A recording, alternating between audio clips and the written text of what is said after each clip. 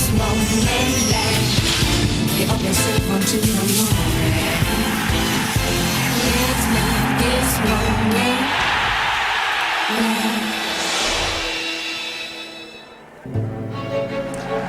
There'll be an air of nostalgia about the Valley today. They're celebrating 100 years of Charlton Athletic, and they've got some special memories in this part of London.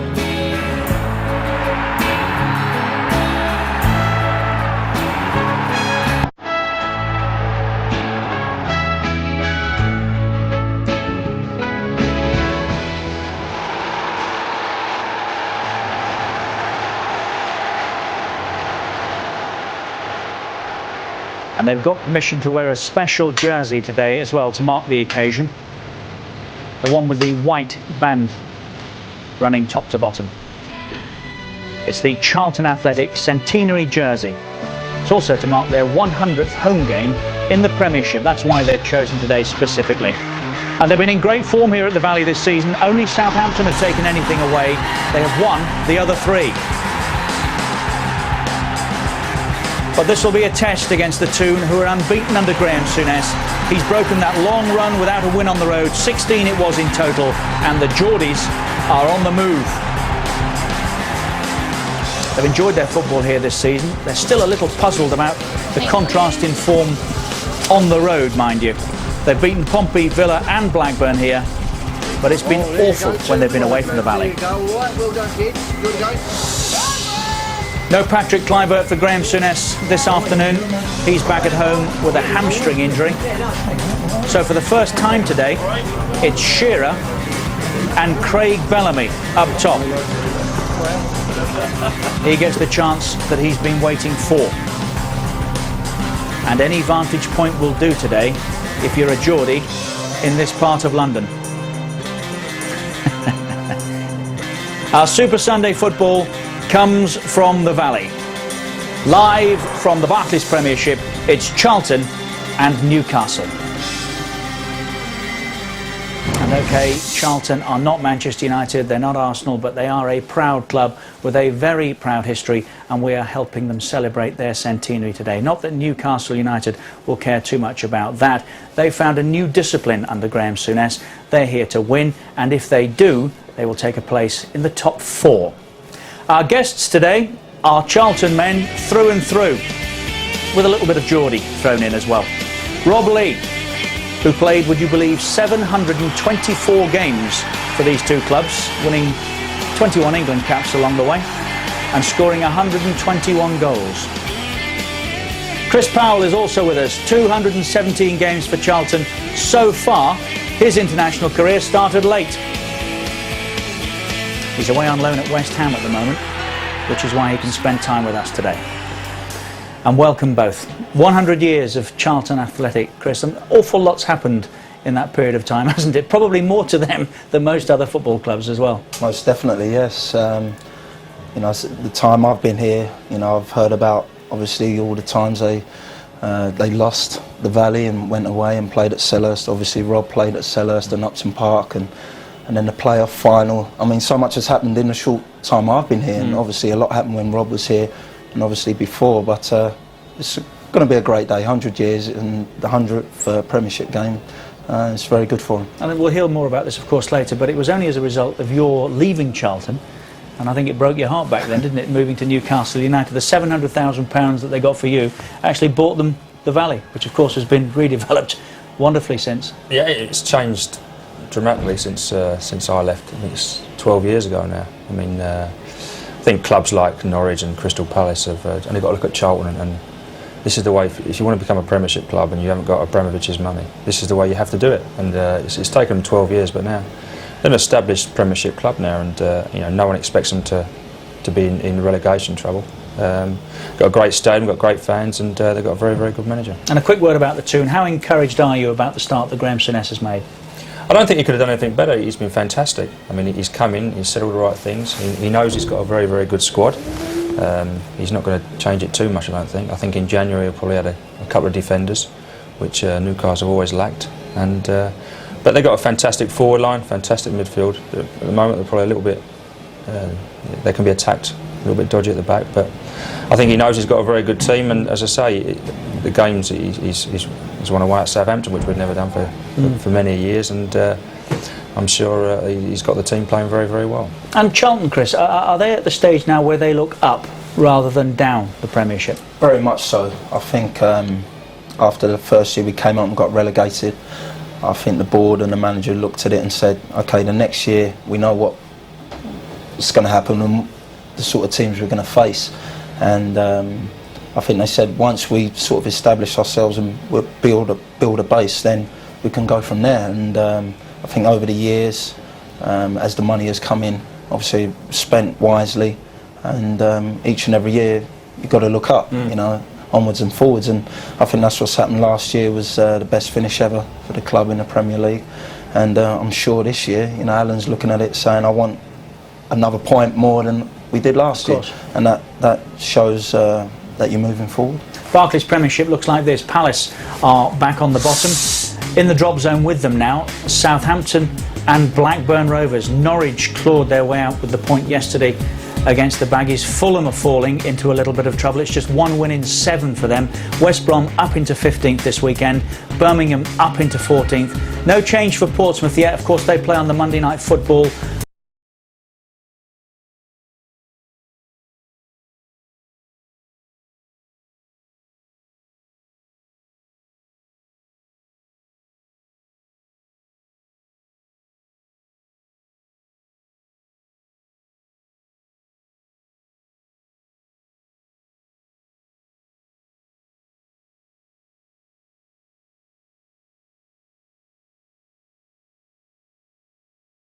Played. Remember, this time next week they meet Arsenal, and we're there to watch it as well.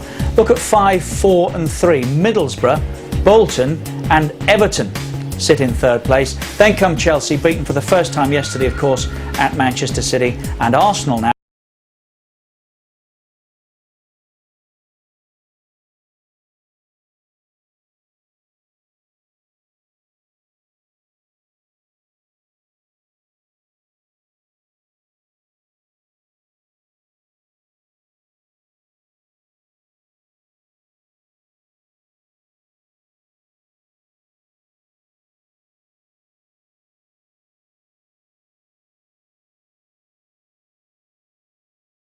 Middlesbrough, Chelsea, Newcastle, unbeaten under Graham Souness, Everton, and of course top of the pile, Arsenal. And we've got the teams confirmed. 3 changes for Arsenal from the team beaten by Arsenal last time out. In come Holland, Romadal and Bartlett. Holland and Bartlett have been struggling with ankle injuries. In fact, it's perhaps Holland's first start since the opening day. Kishishev, El Kakuri and Jason Ewell are the players left out. As you can see, Ewell and Kakuri available for selection. They take a place on the bench. Kishishev is injured. One change for Newcastle United. No Patrick Kluivert. Ambrose is a starter on the left side of their midfield. Robert overlooked again. It's Shearer and Bellamy together for the first time up top under Graham Souness, which will please Craig Bellamy no end. Now, of course, he's got to produce. Well, as we've said, and we will say a few times yet this afternoon, 100 years of Charlton Athletic. That's what they're celebrating this afternoon. They've grown up, blossomed here in the shadow of the dome of the Thames Barrier, which is away to the left-hand side. So, different surroundings from when it all started. Martin Tyler takes up the story. It all started in 1905 when 6 teenage boys decided to form a football team, and they called it Charlton Athletic. In 1913 they moved to the Valley, but it wasn't until 1920 that they became a professional outfit. 1933 saw Jimmy Seed take over as manager and become a legend, still remembered by fans today. Cheer up, the sun is red, live. In 1946, he steered the Addicts to the first post-war FA Cup final. Seed and his boys were in confident mood. And I think and hope that they will bring the club back to Charlton. They didn't, losing 4-1 after extra time to Derby County. But a year later, the white-shirted Charlton were back at Wembley, this time making no mistakes, winning 1-0 against Burnley. The 1947 FA Cup was and still is their finest hour. In 1956, their much-loved goalkeeper Sam Bartram retired at the age of 42 after 623 games, still a club record. The very next season, they were relegated. Promotion wasn't seen again until the 1970s, when Derek Hales became a cult hero. No one has scored more goals in a Charlton shirt. 1982 saw the shock signing of former European Footballer of the Year, Alan Seamanson from Barcelona. It was an expensive gamble that failed. He left after just 17 games. In 1985, the club's finances were so bad they were forced to leave the Valley and play home games at Selhurst Park. The fans weren't happy, but a year later, they were on the pitch celebrating at Selhurst. Promotion back to the big time had been gained. But this wasn't enough.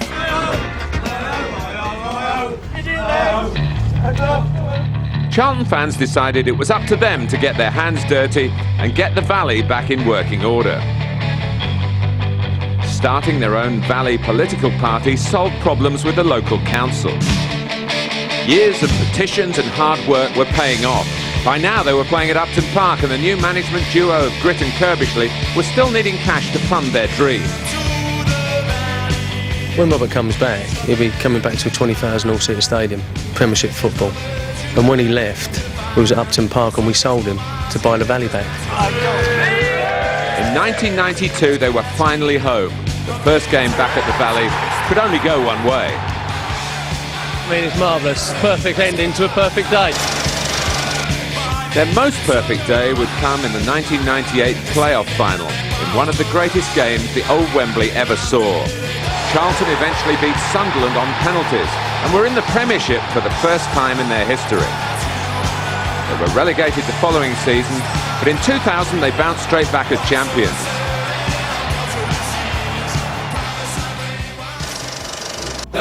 Charlton finished last season in 7th place, their best in the top division since the 1950s. So almost 100 years worth of memories, and the current hero of the Valley has plenty of his own.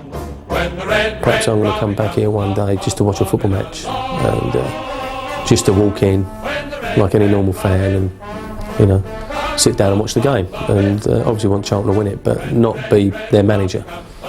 I think I'd look around that stadium and look around what's been achieved with a lot of pride.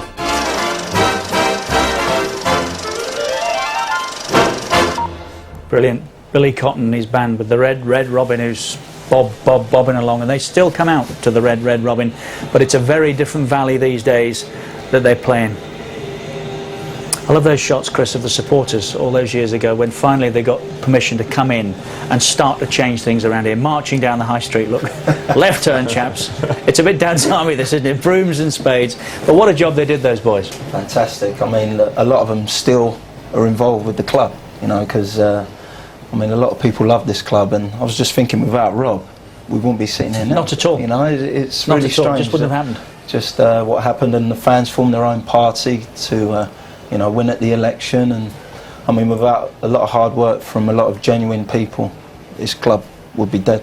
And a little bit like the Chip advert that we've recently seen on television, how right was Alan Kirbishley saying that when Rob Lee comes back to this stadium, and it's a 20,000 all-seater, and we'll be very grateful for the fact that he gave himself up for us. Although, having said all of that, it's not been a bad career since, has it? It's gone all right for both of us, I think. I think we've both had decent careers, myself and Charlton. I mean, I remember it very well. I mean, when I left the last game I played at the Valley, we beat Stoke 2-1, and everybody thought that was it. That was the last time. I thought the Valley was going to be sold, it was going to be built on, and we wouldn't get back in. And so we were nomads for, I think it was 7 odd years at Selhurst Park and at Upton Park.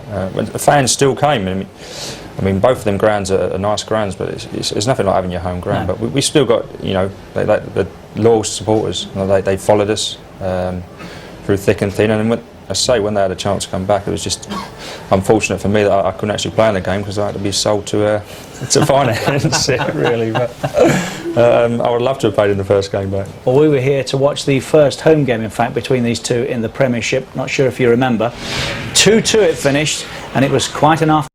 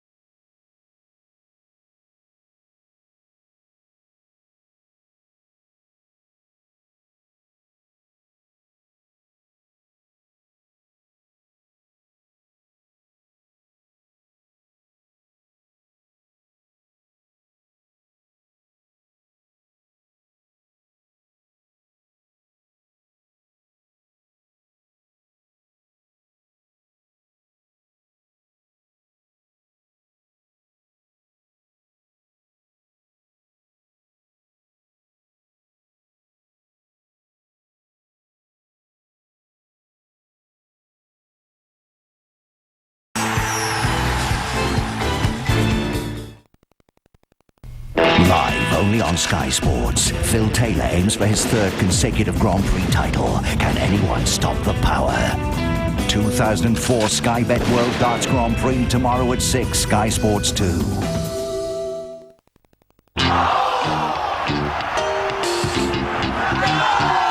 your thing. Do what you wanna do. 6-speed manual or automatic transmission. All-wheel steering. It's your thing. 150 brake horsepower. And it's a diesel.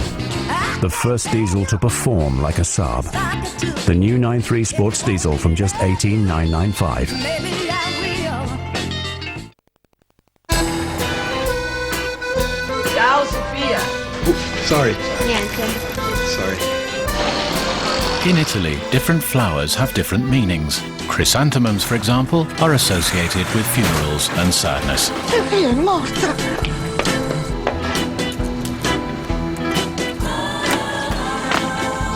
At HSBC, we never underestimate the importance of local knowledge. HSBC, the world's local bank.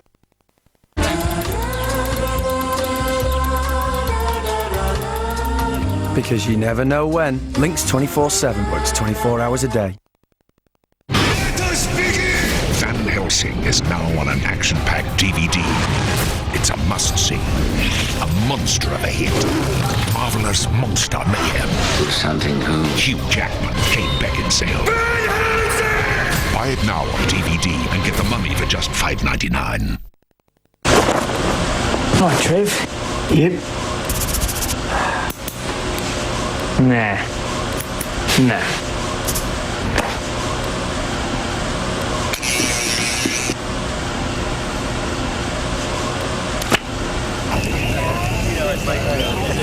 Foster's is specially brewed to taste better cold, so let's keep it that way. Nice one, Trev. Yeah.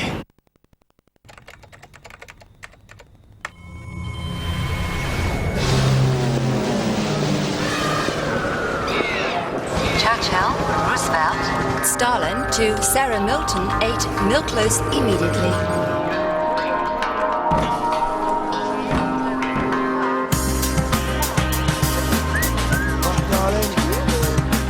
With broadband from BT, you can discover a whole new world right behind your phone socket. Number 1 in the charts, ham spanner to James Pike, 10 Low Street.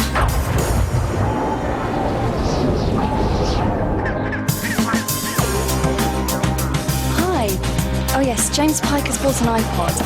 Okay guys, we've got a first-time downloader. No, it's okay. This isn't dial-up. It's much faster. Cool. Up to 3 times faster than some broadbands, it costs from just $17.99 a month. Visit bt.com and access the true power of broadband. BT, more power to you. A big night of boxing. Joe Calzaghe returns to defend his world super middleweight crown. Plus Alex Arthur's showdown with Eric Odomase. Friday Fight Night with StanJamesCasino.com. Friday at 10, Sky Sports 1.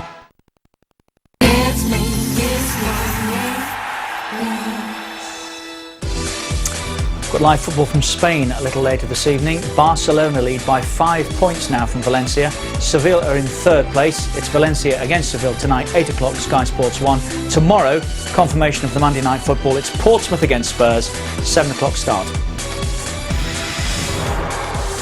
And right now, on a Super Sunday, it's Charlton against Newcastle United. We've seen the first Premiership meeting here between the two. Charlton have been down and up by the time they met again and won. Bartlett. Spencer can keep it down. He can. He finds the corner. Finds cut from across. And Charlton lead Newcastle 1-0.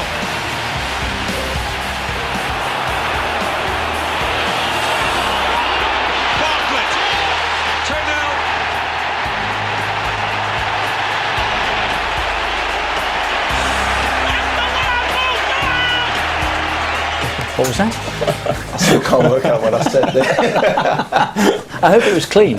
Oh, very much so, yeah, definitely. And that was a win that took Charlton into 7th place. Chris Powell is with us this afternoon, and Rob Lee. Now, in 12 years we've been watching Premiership football on Sky Sports. During that time we have seen hundreds of players come and go. But go where? This is the latest in our series of Premiership people. Do you remember Clive Mendonca, who starred at Wembley in one of the great playoff finals? Clive Mendonca, great turn! Can he equalise for Charlton? Yes, he can! Mendonca waits in the box. Mendonca! It is the hat-trick! 3 for Charlton against his boyhood heroes, Sunderland, and how that hurt. But how much it was enjoyable too. He's actually back now amongst the Mackhams. I've been up here, 8 months now, and all I've been doing really is decorating my house. I've been like a painter and decorator for the last 8 months. And to be fair, I mean, I've got a little lad who plays football twice a week, and that's where I get my enjoyment now. I watch him a few times a week, and I'm just sitting here getting fat and relaxing. Can Mendonca give Charlton the start they need? Yes, he can! It was a pleasure to play in a game like that because it was such a great game of football to watch. And obviously scoring a hat-trick, a lot of players finish and don't have many memories. So, I mean, to finish and to score a hat-trick with Wembley is any schoolboy's dream, any professional's dream. So that'll live with us till my dying day. So, obviously, that was the high point of my career. Michael Gray. He saved it! Charlton were in the Premiership! I went on holiday to Cyprus and actually I went to the toilet and I just turned round and Mickey was behind us, and actually the last person he wanted to see was my face because obviously he was so much down in the dumps of what had happened. Obviously he missed the penalty and he was devastated, but we had a pint and that together and had a laugh about it. He's moulded a team. As I say, on paper, Charlton, you look at them and think individually they're not a great team, but that's the key to it. They're a team. I got offered a job at Charlton as a striker coach with a youth team, but I knew for a fact. I mean, I lived in Kent for 7 years. I knew for a fact I was moving back to the North East with my family, so I didn't think it was fair on the players at Charlton, for the young lads, for me to sign a contract.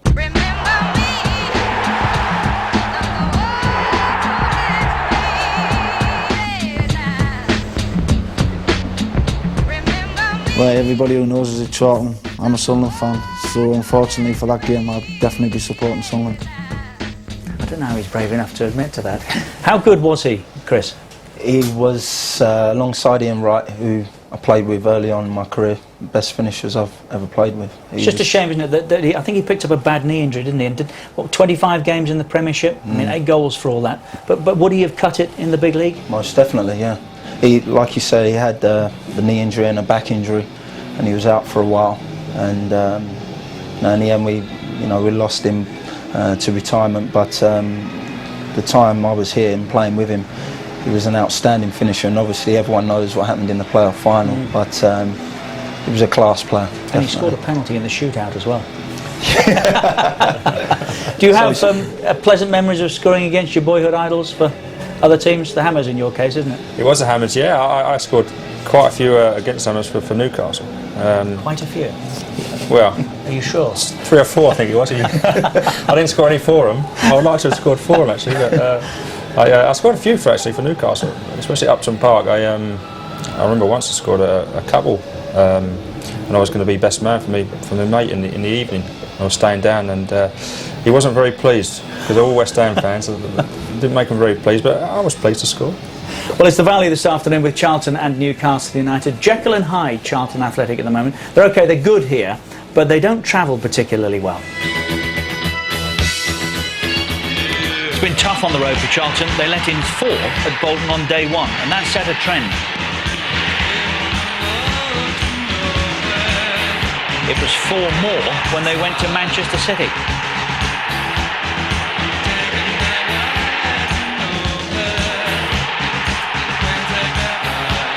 They did get a draw against Birmingham, but they let in another 4 at Highbury.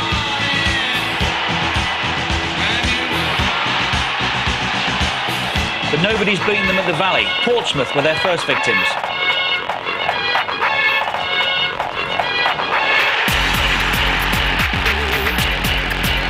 Villa were well beaten when they came here. Franny Jeffers with 2 of Charlton's 3.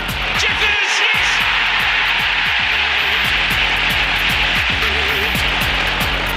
Forward by Kishishev. Melberg will need to be careful here. Jeffers in behind him, and Jeffers 2-0! But it wasn't pretty when Southampton came here on the Monday Night Football. There was no way through this time for Jeffers. There were no goals, there was very little to cheer about. It wasn't a happy Valley.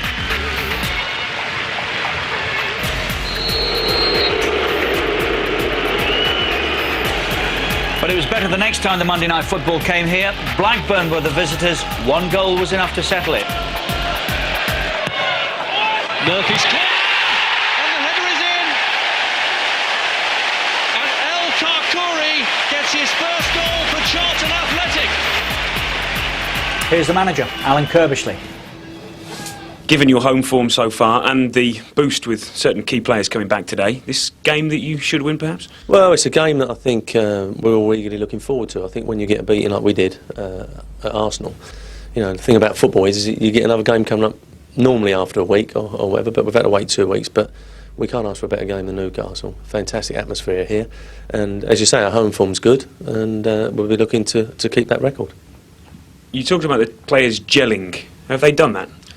I don't think so. You know, I've brought players in, and you know, they come in late, and we've had a topsy-turvy start, and international breaks coming up thick and fast. But we've got an opportunity now for at least 6 weeks before another one comes along, and I'm hoping, yeah, that we will get to gel a little bit better, and our performances will be a little bit better. Entertainment-wise, you've given us a couple of horrors on Sky so far. Who improved today? Well, we've done quite well for you last year, but there was other teams involved in the horrors as well. But let's see. I think that this is a game, as I say, I think the fans eagerly look forward to it. We're looking forward to it, and let's hope it's a better game for you, but the same results for us. Good luck. Thank you. The away form will be a puzzle to him, Chris, won't it? But that's not to worry about today. You can't do much more than win 3 from 4, can you, at the Valley? That's right. I mean, this year has been a strange season for Charlton because generally away from home, very good. Won a lot of away games last year, and this year, I mean, they've conceded 13 in 4. You know, I know Alan isn't happy with that at all. But at home, you know, in return, I mean, 3 home wins and a draw where I think they felt they should have won. You know, you can't ask for any more, but it's a big test today. I think it's their biggest test so far at home. Might have something to do with his best defenders being away on loan at the moment. You never know. Possibly. He did make mention of a number of signings. Of course, one of those, Danny Murphy, who joined from Liverpool, and I think what surprised a few people in the summer was that he chose Charlton Athletic ahead of Spurs, but that wasn't the hardest part of his decision. He would tell you that was the leaving of Liverpool. Obviously, after being at club 7-8 years, and then you get told that maybe you surplus the requirements, it's difficult to deal with. I'm not used to that. So yeah, for a week or two, I probably wasn't mentally right, which affected me physically. Probably the last month, I'm at my fighting weight now. I feel fresher. I feel more at home. I feel more settled. Got to know the lads better. You know, the staff, not just the football staff, but the staff around the place, the kit men, the medical. You know, the canteen women even, you know, they've got an hour to have me a cup of tea ready in the morning and stuff like that. So familiarity, it's nice, and I'm starting to feel much more part of it now. And hopefully the lads, you know, have seen you know, welcome me in now as well. So that's important. How'd you take your tea? Strong with 1 sugar. Many people would see your move here, in terms of a career move, as a backward step. Do you see it that way? But yeah, I agree. I mean, it is a step down, but anywhere I was given the choice to go was going to be a step down. And if I try and convince myself or anyone else otherwise, I'd be lying. 95% of my time there was fantastic. You know, I had success there. It was the club. It was still the club I love, and I loved my time there. There's no doubt about that. But there was a spell towards the end where it became hard work because things weren't going well, and I didn't feel as though I was enjoying myself. You know, enjoying going into work and being there. So I'll readily admit that. But the majority of the time was fantastic, and at the moment I'm back to looking forward to going in every day, which was missing for 6 or 12 months of my career. Life seems to be less complicated now. Does that help? It's less intense, I think it's the best word. Playing at Liverpool is pressure. It's a collective pressure at Liverpool more than individual to succeed, to win games, to win trophies. It's become a little bit more individual down here because I think I've been bought in on a decent fee, a few million quid, and people expect me to perform because I've been at Liverpool and I have performed in the past at this level. I expect that from myself, never mind the fans and the staff. I mean, I have my own expectation levels that probably exceed anyone else's. Now what I need to make sure to do is that I focus and get to them levels and prove to people that I can do it, even though I'm in a lesser team, if you like. I don't think it was directly attributed to you, but the boss said the midfield couldn't pass water at times so far this season. Well, listen, quotes from players and managers are distorted and misinterpreted all the time. I speak to the gaffer on an individual basis enough to know that he's completely behind me and the team. He knows that we're capable of more. I know that we're capable of more, and I'm capable of more. There's no point hiding that because I know that I can do better. I will do better, there's no question. So I'm looking forward, not back. We're in the top half of the table. Our home form's been decent, but we still nicked a draw in a game where we played awfully.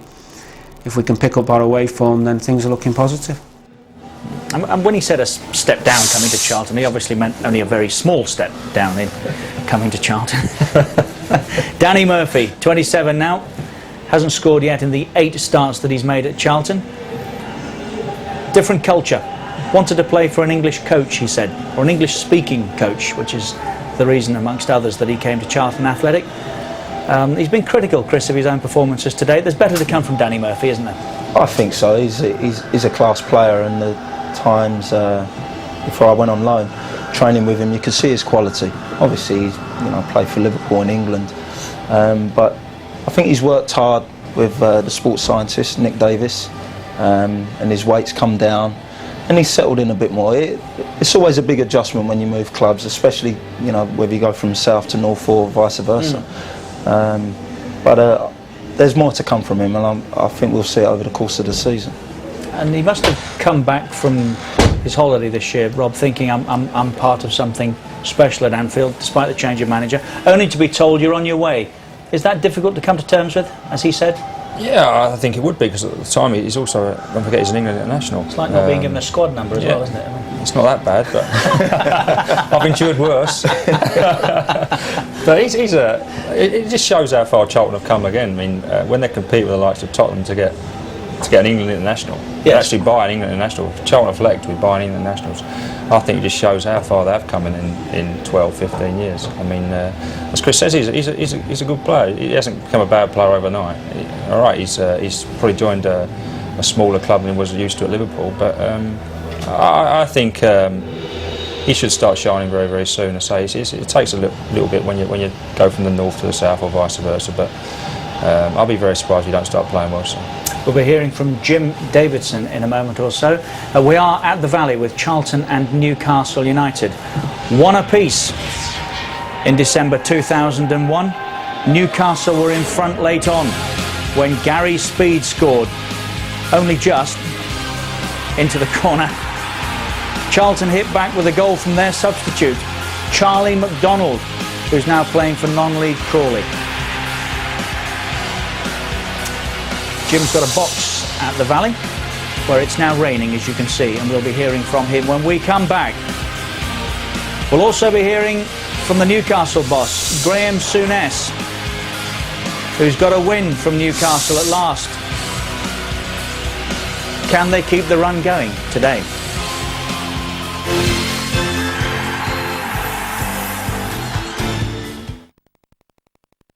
We got Sky Plus because of the record and the pausing of live TV. You know, you got to pop off to the loo and just pause the show that you're watching and come back. When you're watching 15 hours of cricket, it's quite good for that. It's very easy and simple to pick up. You can record your sport and then, watch what your wife wants to watch. Upgrade to Sky Plus. To find out more, call 08702 40 50 45. Since the beginning of time, survival has depended on quick responses and effective propulsion.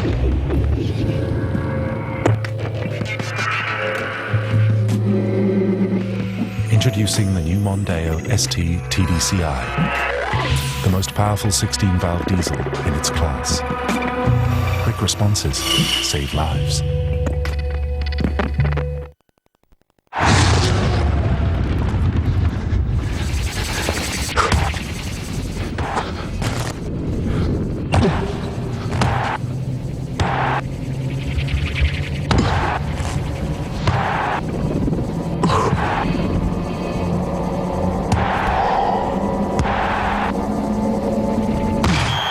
Great first touch. FIFA Football 2005.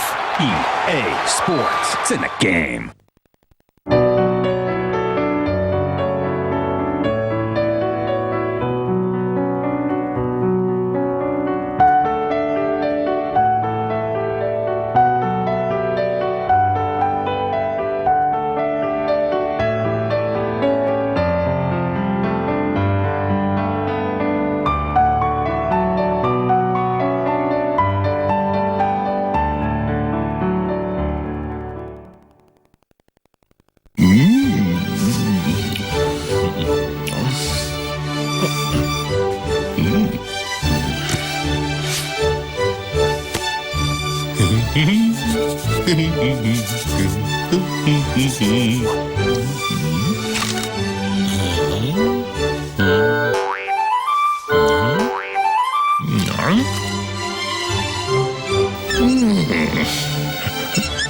Red Bull gives you wings.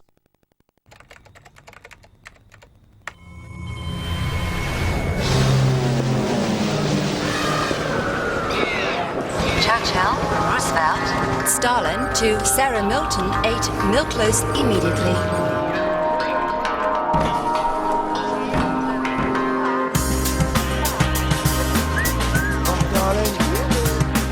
With broadband from BT, you can discover a whole new world right behind your phone socket.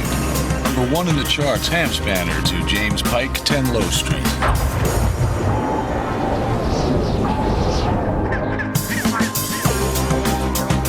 Hi. Oh yes, James Pike has bought an iPod. Okay, guys, we've got a first-time downloader. No, it's okay. This isn't dial-up. It's much faster. Cool. Up to 3 times faster than some broadbands, it costs from just $17.99 a month.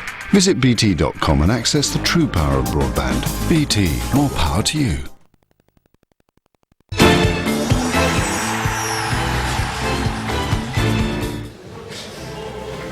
There's Champions League football Tuesday and Wednesday night this week on Sky Sports. Tuesday it's a 7 o'clock start. Real Madrid feature on Sky Sports 2 against Dynamo Kiev.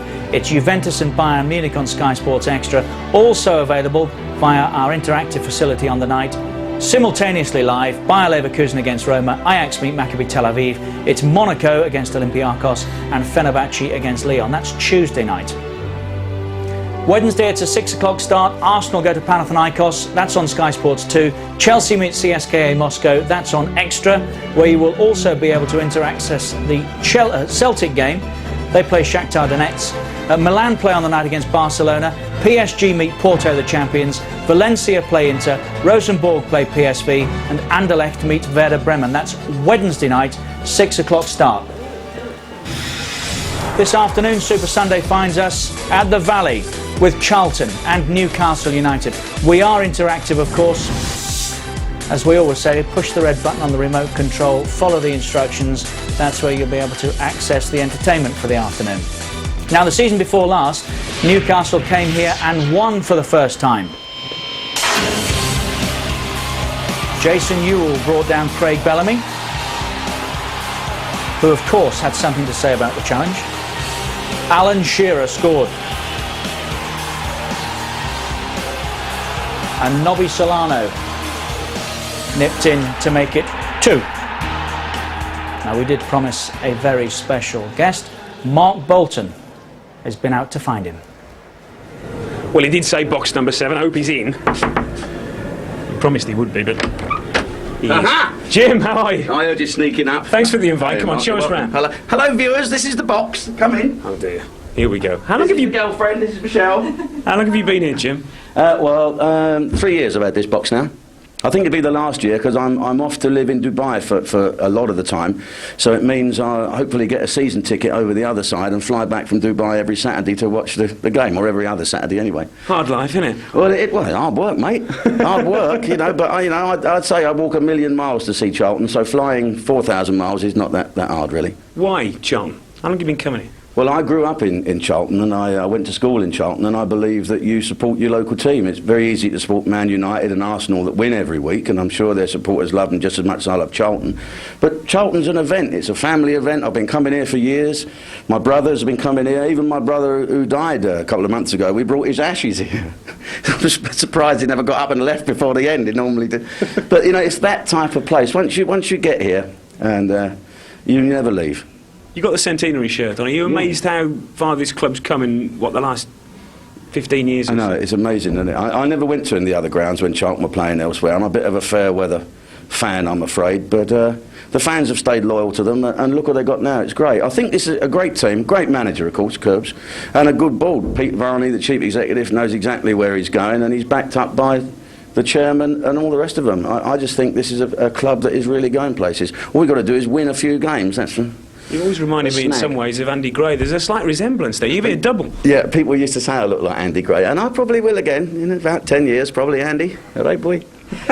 What's the Newcastle connection? Because you're good mates with Freddie Shepherd, aren't you? I love Freddie Shepherd. He's a great guy. He always welcomes me up to Newcastle when I go there and takes the mickey. And Alan Shearer, I've had a couple of games. I actually got Alan Shearer singing Flower of Scotland in the bar of Glen Eagles, you know, when he was England captain. That's pretty good going, isn't it? And so I always say to him, don't score against Charlton, but he always seems to. He always has a good game when he comes here.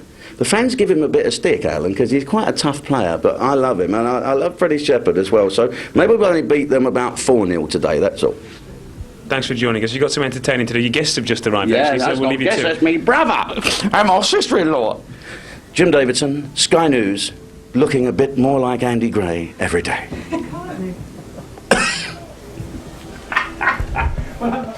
We have checked that story, incidentally, and it has been confirmed by Alan Shearer. Some debate at the moment as to whether David Beckham should be stripped of the England captaincy. Had we known that back then, Rob, I think that same debate would have taken place, wouldn't it? If you've heard him sing, he should have been straight out. I mean, I've heard him sing a few times. It's not nice, and I would have stripped him straight of the England captaincy. Well, two managers, of course, for Newcastle United so far this season. Two very different stories to their season as well. Of course, the Geordie night has gone. Things didn't go to plan for Sir Bob in his last 4 games in charge. Middlesbrough on day 1 was typical. 2-1 up Newcastle, but Hasselbank equalised in injury time. And it got worse. Spurs beat them at St James's Park.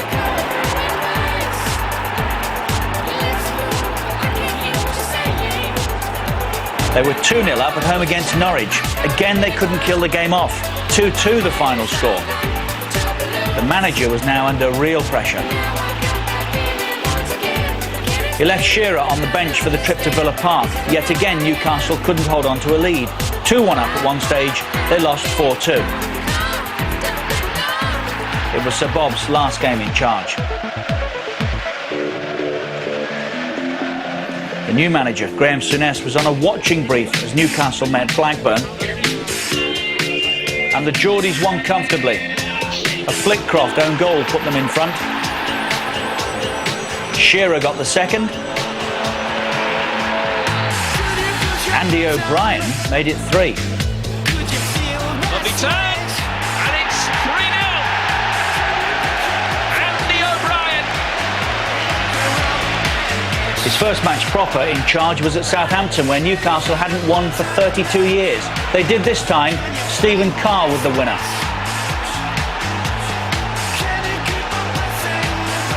Back at St James's, Patrick Kluivert continued to reward his manager's faith in him. He got the first in a 3-1 against West Brom. In their last game at Birmingham, they had to settle for a point, despite being in front again. It's broken here for Patrick Kluivert, blocked by Cunningham. Ginas! 1-0 Newcastle. David Dunn. And he's got the timing of the run right. The flag has stayed down. It's Dwight York. It's payback time. Dwight York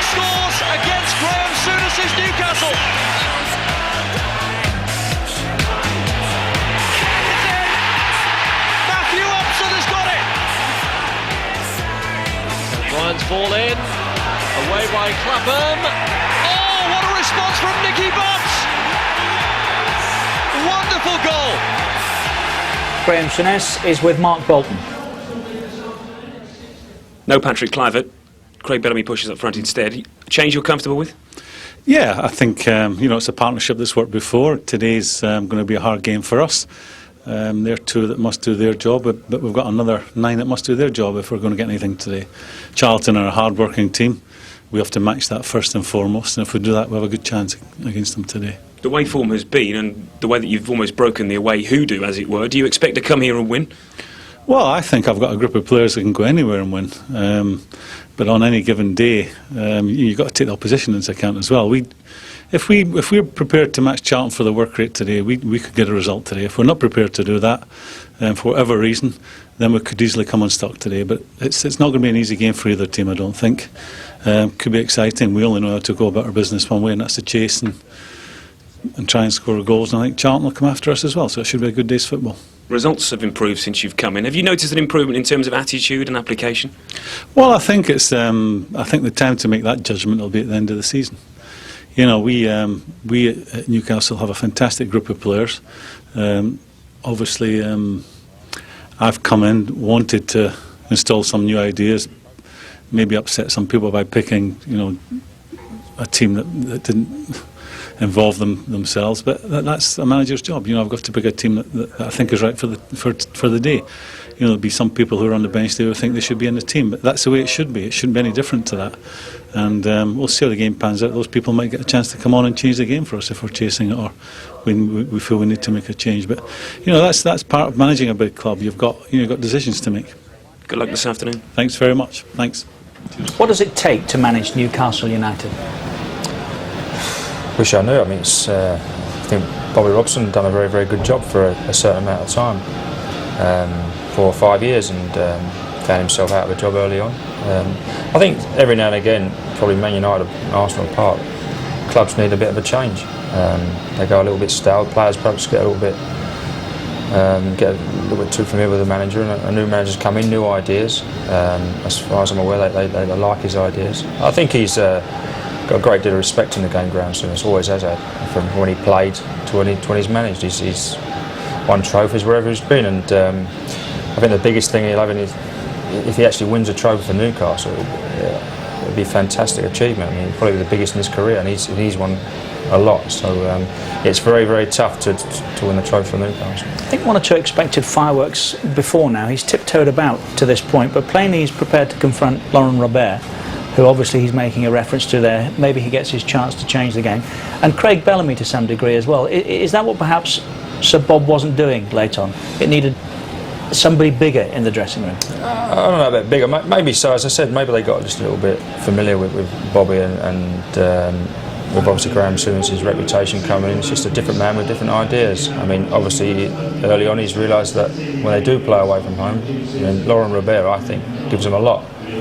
But obviously when he's not playing well, defensively he's very, very poor, and he costs Newcastle a lot of goals. So he's obviously realised that very early on and decided he's especially away from home, he's not going to play him. And it takes a big man and a brave manager to make those decisions. Jermaine Genius is starting under Souness. Of course he did under Bobby Robson, and it's been a good week for him.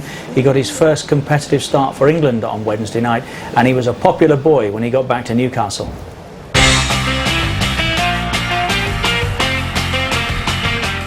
It's by far the biggest test of his short international career so far.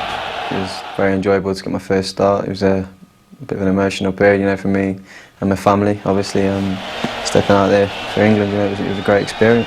I didn't have nothing to prove. The manager made that very clear to me before the game. It was just about me going out there and doing a job for England. It's a winning Premiership debut as Newcastle manager for Graham Souness, and you can see just how much that means to him.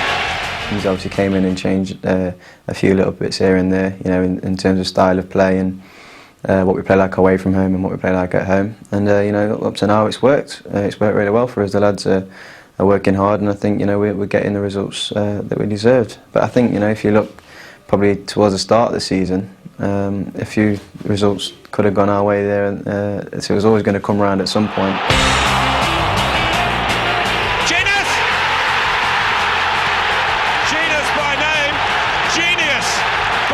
manager. We want to win things. At the end of the day, I don't think it would even matter what management was in. You know, we'd want to win, and we've always wanted to win. You know, trophies at this club. You know, we know how big the club is, and we know how much it means to the club and to the city as a whole. So, you know, with the new management coming in, he's obviously made it clear that he wants to win something as well. So, hopefully, if we keep working hard, you know, we might get something. Shearer! Chance for Craig Bellamy! 1-0 Newcastle! I think if you look at some of the names on the paper and some of the, you know, the strikers that we've got, it'd be difficult to not look at us as an attacking force. You know, we've got some pace, some great finishing, and you know, some great attacking qualities in the team. So you know, it's difficult to say that we're not an attacking side, but I just think, you know, when you're playing away from home, you just got to slightly adjust it. You know, this game against Charlton on Sunday, you know, it's a tough one, and they're not always football matches. Sometimes they're battles, you know, and you know, you got to fight the battle first before you start playing your football. Well, they keep saying about Jermaine Jenas, Rob, great prospect, but is he like one or two more at Newcastle United, still trying to find a position? And if indeed that is the case, what is he? Well, I think he can be exactly what he wants to be. I mean, he's got everything a midfield player. I mean, he's over 6 foot tall. He's very, very quick. He's got a fantastic engine. He can run all day, score goals, he defends. Everything a midfielder you'd want in a modern day midfielder. I think perhaps he suffered a little bit when he came in his first year at Newcastle. He won Young Player of the Year, and I think maybe last season he went off the ball a little bit. Maybe he started to believe a little bit of his own publicity, and but I think he's back now and he's playing very, very well, and I expect him to go on and be a big player for Newcastle. He wants to play in the centre of midfield. Funny that, isn't it? Hey, most of us do. You're much more involved in the centre midfield. I mean, there's a few at Newcastle want to play in there. It's competition is hot in the centre of midfield, and but I think if he gets pushed wide, I don't think he'll have it. If you get given a jersey, you play, don't you? Isn't that the first rule? Yeah, I always did. I mean, I got pushed from pillar to post when I was playing for a good number of years. I think eventually, as you get older, you want to play in a position where you're comfortable. I think when you're young and you've got legs and you've got enthusiasm. You're making me laugh. The position where you're comfortable now is, well, you don't have to get about much. Well, that was me. Other players do run around a lot. I was just more comfortable sitting in there and passing it. Incidentally, there's a special presentation taking place today by Sven-Göran Eriksson to Graham Stewart, Chris, to mark his 500th senior appearance, which took place in the last Charlton game against Blackburn here. Now there's a good pro, isn't it, all these years later? Well, Graham and I, we actually went to school together, so Blimey, did you? Many years ago, and it's a fantastic achievement for Graham. He's on his own now because I'm away on loan, and we're sort of called the old gits because we're the two oldest players, and he's on his own, and it's a great achievement for him, but he doesn't endear himself to the boys because he loves Speedway. He's always on Sky doing yes, Speedway. Yes, he is. He's our Speedway correspondent, isn't I'm sure he would have played more games if he didn't go to those Speedway meets. Well, something is likely to give today. Charlton are good at home. Newcastle United are unbeaten under Graham Souness.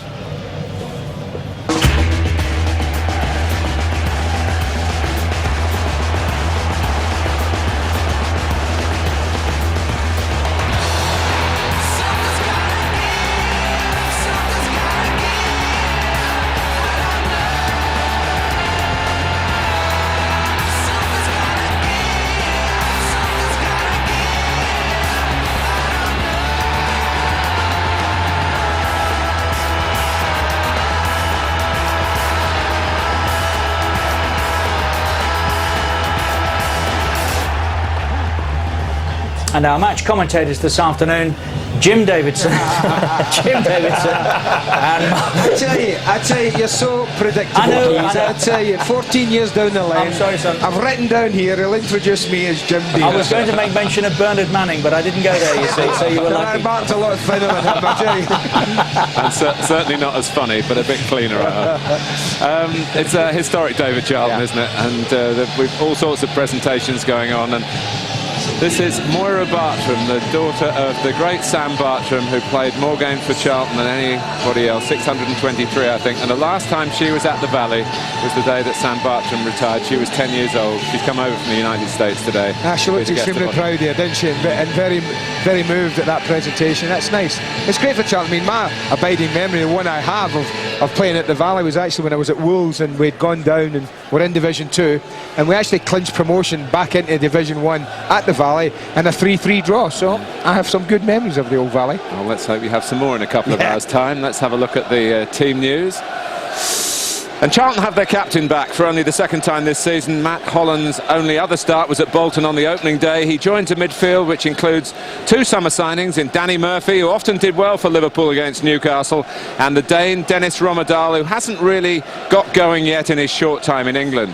Striker Kevin Lisby celebrates his 26th birthday today, but who to play alongside him was a major decision for Alan Kirbishley. He's gone for Sean Bartlett, who, like Holland, has been out of the team since August. Graham Souness has lost his joint top scorer. Patrick Kluivert has a damaged hamstring. So Craig Bellamy is pushed forward alongside Alan Shearer, and the midfield vacancy is filled by Darren Ambrose, who gets his first Premiership action of this campaign. Newcastle's quartet in that department also includes the former Charlton player Lee Bowyer and 2 of England's midfield men in Azerbaijan on Wednesday, Jermaine Jenas and Nicky Butt. And after a month out, Shola Amiobi is back on the bench.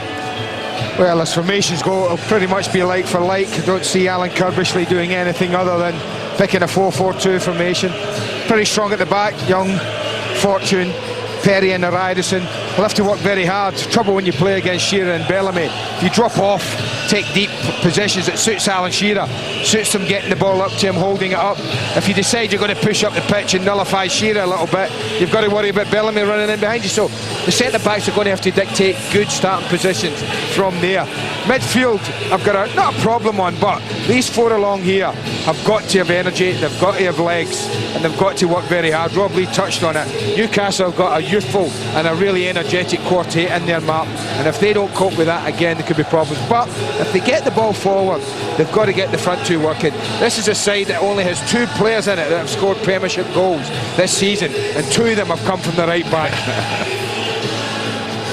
No such problems from Graham Souness in picking a formation. This is what he likes. The question was, would Robert get selected, or would he change it away from home? He's gone with Darren Ambrose again here, because I do think that Graham feels, like Rob Lee was saying, that they are a bit vulnerable down that side with Robert away from home. It's a talented side, this. It does start favourite, and rightly so. There are goals all over this side.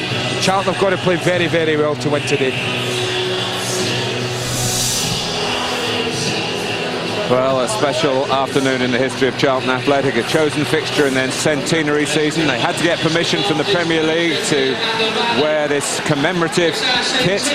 It's a stripe with the dates on it against the famous black and white stripes of Newcastle United. And having finally ended a long, barren run on their travels by taking 3 points at Southampton, Newcastle United would love nothing more than to gate-crash Charlton's party with another away win. It's a red-letter day for the Red Red Robins from South East London, and it's live right after the break.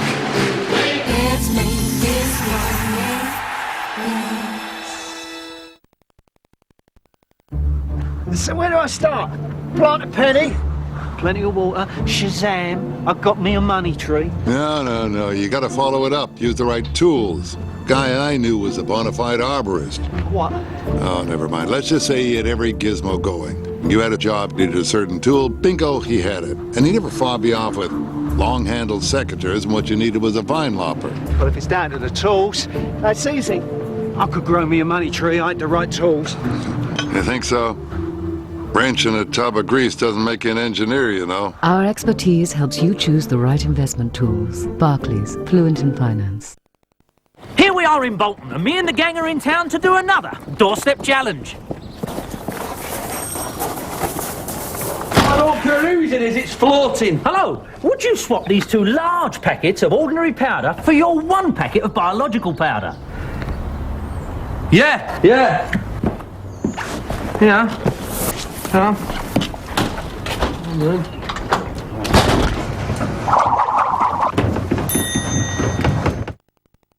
Have you or any member of your family had an accident in the past 3 years? Been bitten by your neighbor's dog or suffered a fall through no fault of your own? Then you...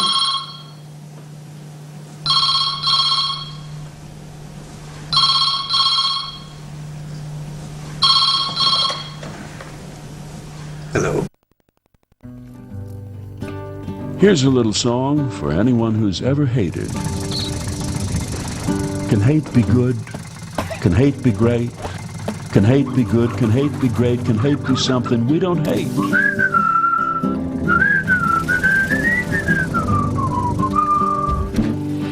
We'd like to know why it is so that certain diesels must be slow and thwack and thrum and plong and hum and clatter clack.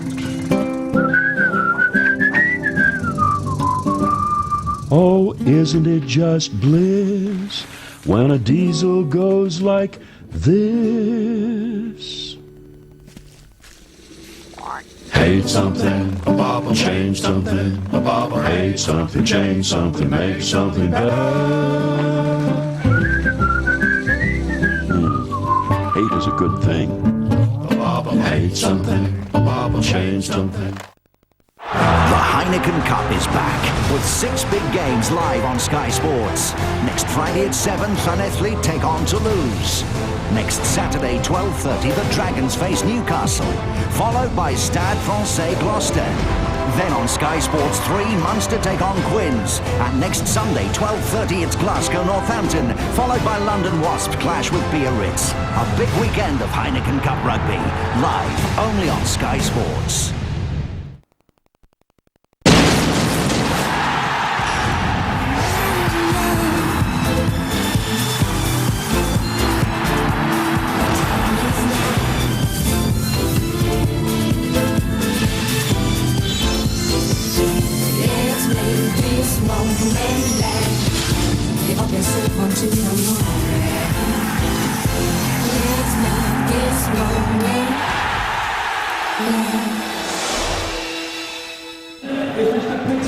It's a Super Sunday from the Valley this afternoon with Charlton and Newcastle.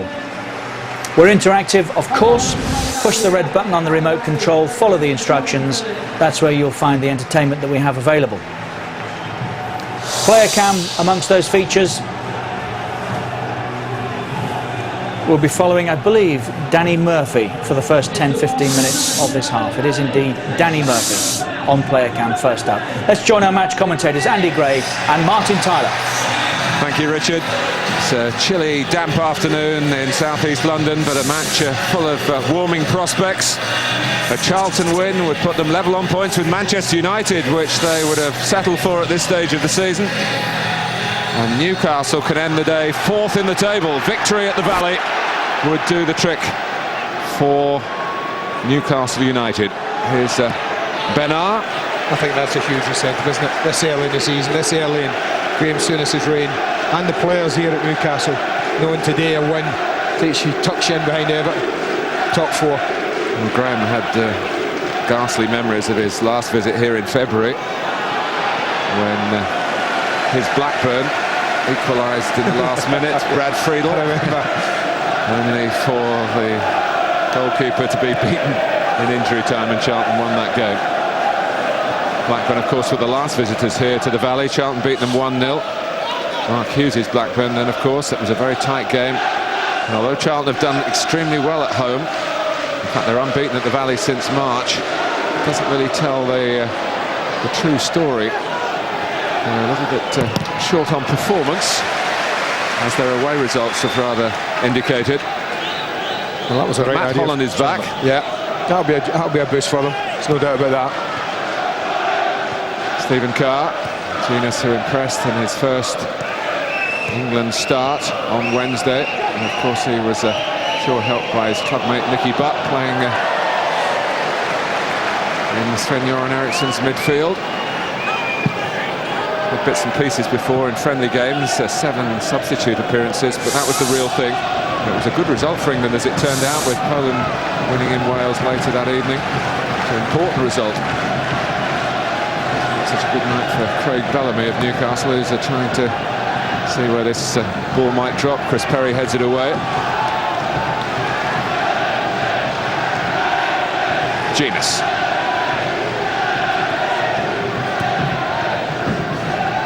Carr, but trying to join in. Lee Bowyer, who of course started life with Charlton before moving to Leeds United, where he really got into the limelight one way or another.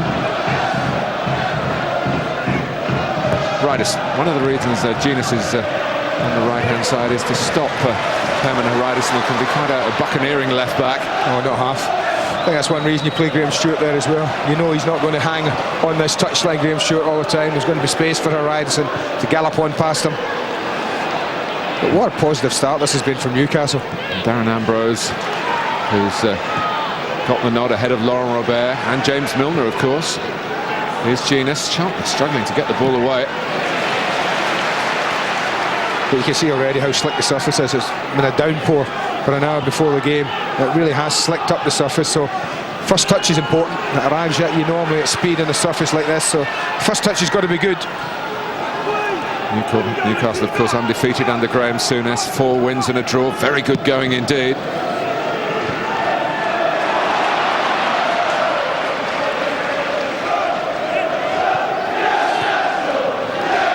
Lukia.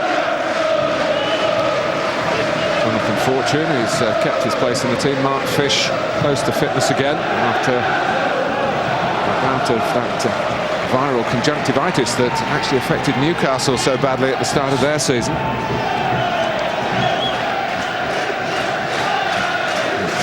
Fish's problems, good fortune for Jonathan Fortune. Perry, the tallest centre-back, but he was up well there against Shearer. I think Alan Shearer will just, any ball that's coming long from a goalkeeper, they'll attach himself with Chris Perry. He'll fancy his chances against him. He knows Fortune, he's a good bit bigger than him. Different prospect altogether. So I think we'll see Shearer get on Chris Perry and hope to win a few. Andy O'Brien, part of the Newcastle's Republic of Ireland contingent, who represented their country with the distinction, particularly in France last weekend. O'Brien, Stephen Carr, and of course the goalkeeper Shay Given.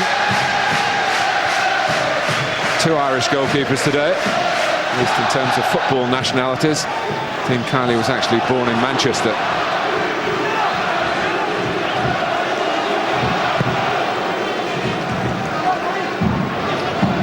Shearer.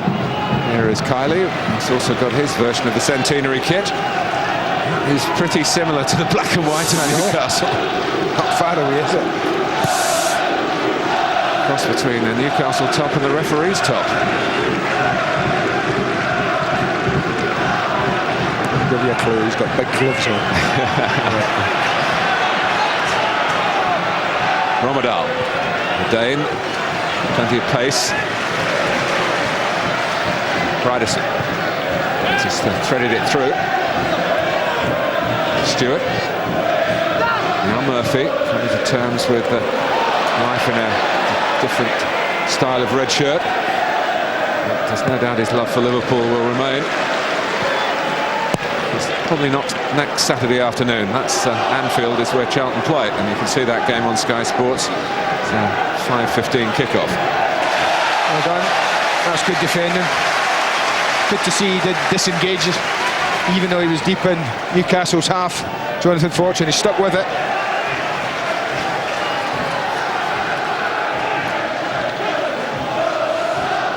Stewart's throw, collected by Holland. First time from Hridison. Oh, was tight on Lisby. And here's Craig Bellamy. Had to make do in a wide midfield position in recent games with Patrick Kluivert, not only in the team but scoring plenty of goals as well. Good support he had there as well, Bellamy. Well, you don't expect Shearer, having played the pass to Bellamy, to catch him up, but Bowyer and Ambrose certainly did. Genus. Newcastle been scoring plenty of goals.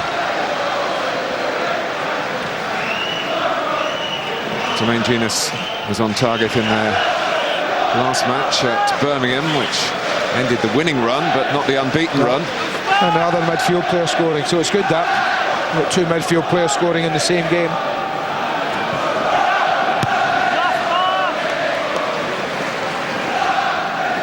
Sean Bartlett, who's had ankle problems. They're not the biggest side, Newcastle, are they now? Ryderson got it away, and Nicky Butt, who hit that goal that stunned his old Manchester United teammate Steve Bruce at St Andrews. Didn't catch out Charlton here, didn't catch the ball at all right. Well, at least the one at St Andrews, he hit into the ground. The difference.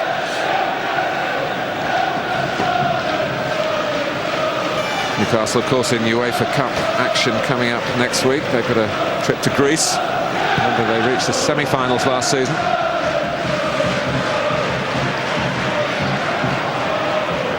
O'Brien. It's a fairly stern challenge by Holland from behind. Peter Walton, the referee, giving Newcastle a free kick. Shearer heads on. Bowyer, who loves to run on. And it's surprising, given the goals that Newcastle have been getting from most areas of the team, that Lee Bowyer hasn't been amongst them. I think he'll just be happy at the moment to be getting a regular game for such a long time in a black and white shirt. Manager's showing a lot of confidence in him. And with that confidence will surely come goals.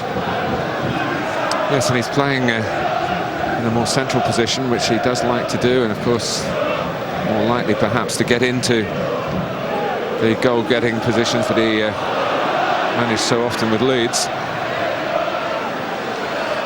Benar. Deflection on the cross. Comes out to Ambrose. Now Butt.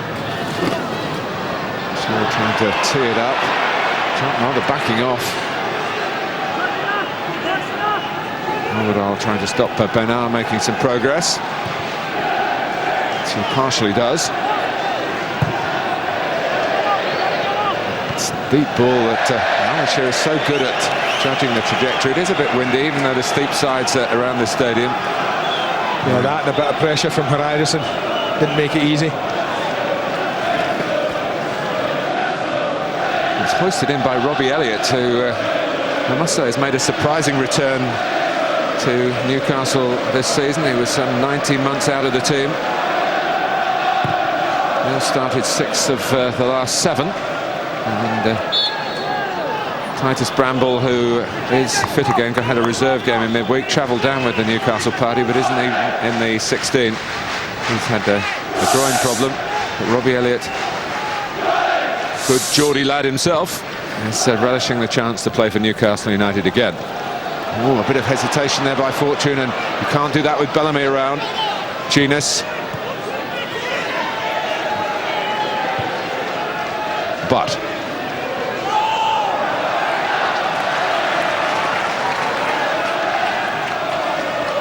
Well, I think what we're seeing is a measure of the growing confidence in this Newcastle side with the start, the opening 10 minutes. They've had plenty of possession, they've looked to slick it about.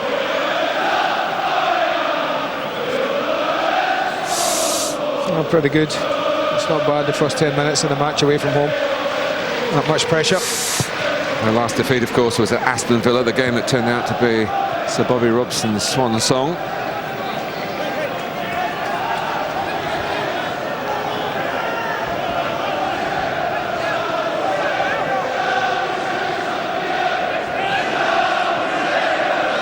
Up between Bartlett and Lisby, and Romadal involved as well. They had a man over Graham Stewart. If Lisby could have just fashioned a sort of setup that Arsenal managed for Robert Pires for that third goal at Highbury yesterday. Shay Given, incidentally, is on tenterhooks. His wife is due to give birth for the Given's first child any day now.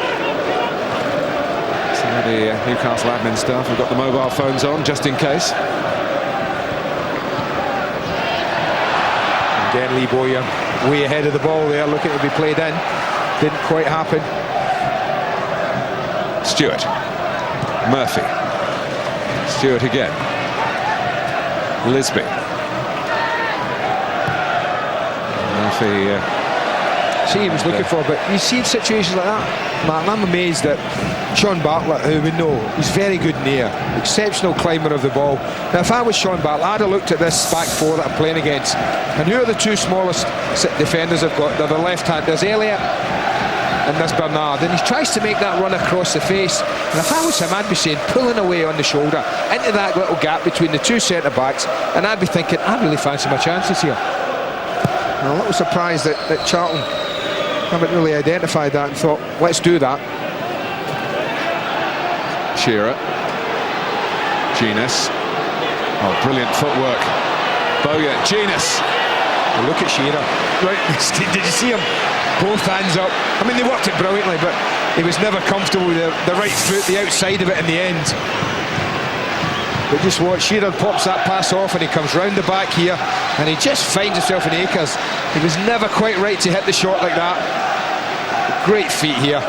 Absolutely top draw, that. Spin on the ball didn't help him either. But what would Alan Shearer have done if he'd have been in Genus's position? Well, he'd put the ball in the net, probably. Yeah, he might have scored. He certainly wouldn't have been thinking about passing to a teammate on the right-hand side. But to be fair to Al, he's created as many as he scored, I bet you, down the years. As many as he scored? I bet he's not far off it. I bet he's no far off it. Well, we'll never find out, will we? I wasn't criticising the creative suggestion, but he has scored a lot. Yeah, I know your suggestion. Here's Murphy. And Stewart! That's a tremendous stop by Shay Given.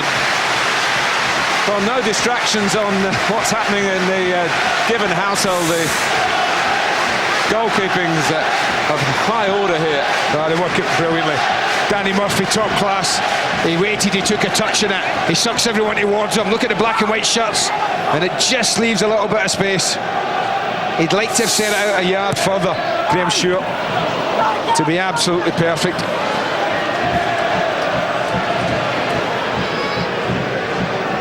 And that's the first we've seen of Charlton. They'll be happier with that.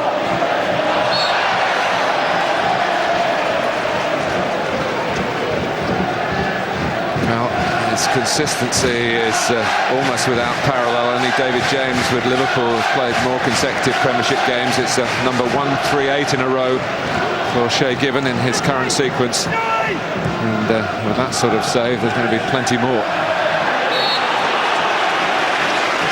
It might be needed here because Newcastle have conceded a free kick.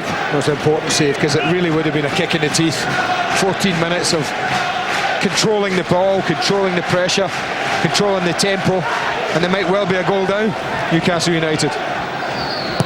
Romadal too deep. It's not going out, Martin. Can I tell you something? It's not out. It didn't go for a throw. The ball boy caught it. He thought it went out from the cross. The little guys jumped up and caught it.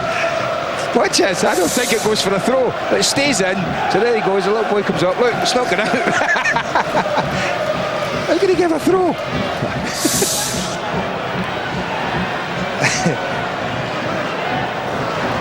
Bellamy breaks off Fortune, collected by Genus. Lee Bowyer's gone bombing forward again. That's a sloppy ball from Craig Bellamy. I have to say, Bowyer has been right at it, making those runs. And Shearer drops deep. And Genus has been right at it on the ball. Yeah. Headed by Elliott. Here's Young.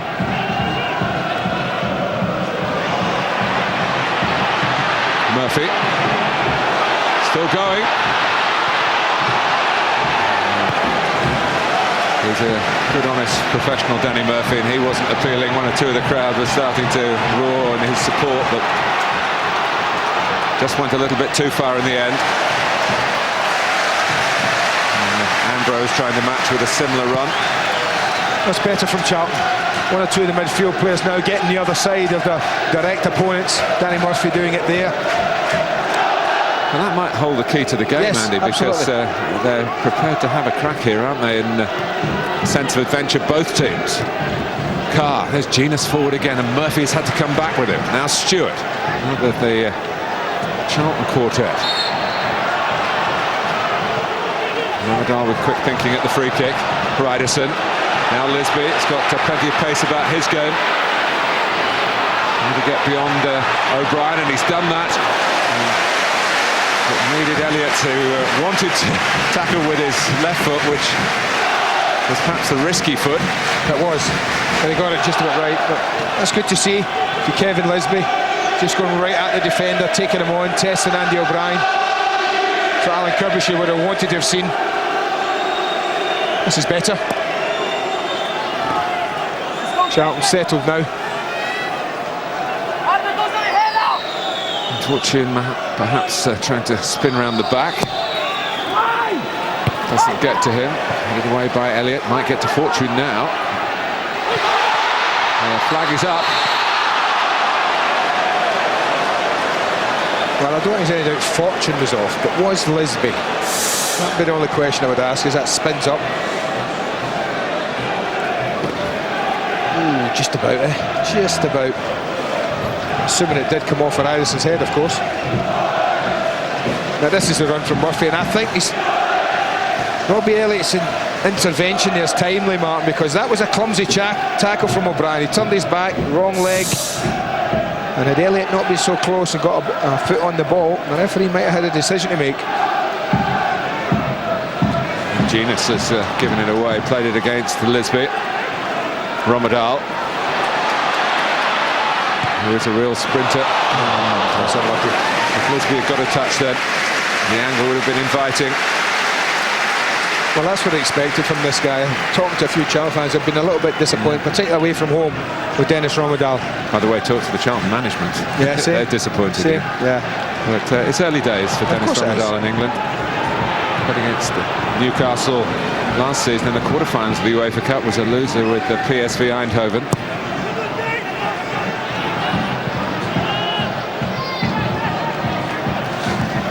Newcastle really didn't want the international break to come. Hope that they can carry on where they had to leave off. And Charlton have had 2 long weeks to mull over, losing 4 goals away from home for the 3rd time this season. Lisby rather snatched at it. And the ball boy can definitely pick that one up. He's keen. That's what we like to see. He probably wants to keep warm as well.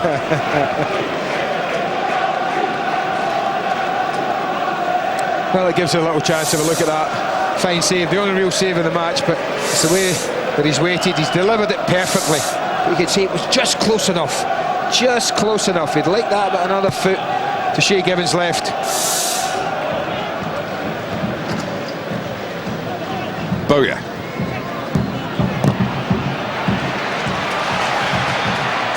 There's a bit of a lunge there by Young, and the second time he got the ball. Got away with the first one. Stewart, who's normally the left-sided midfield player, got tracked across. Jermaine Genus, 20 minutes gone. We're switching to him for our player cam coverage for the next few minutes. You can access it if you're a Sky Digital viewer, of course, via the red button on the remote. Ryderson. Cool touch from Carr. No stranger to London, of course. But see, that's right. I mean, you've got to fizz balls into players, you know, and that's what you want. If you're receiving a ball, you want it with a bit of pace so you can get hold of it. And if you don't, in conditions like this, it's going to get away from you. Stephen Carr, of course, scored in the win at Southampton that ended that dreadfully long run without an away win for Newcastle United in the Premiership. Smashing for Graham Souness to start off with that under his belt.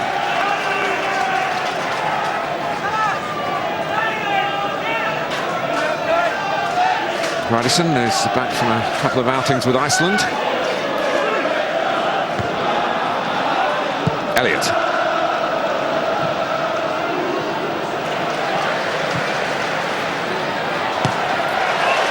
Good, consistent play by Perry, despite the overtures around him from Shearer.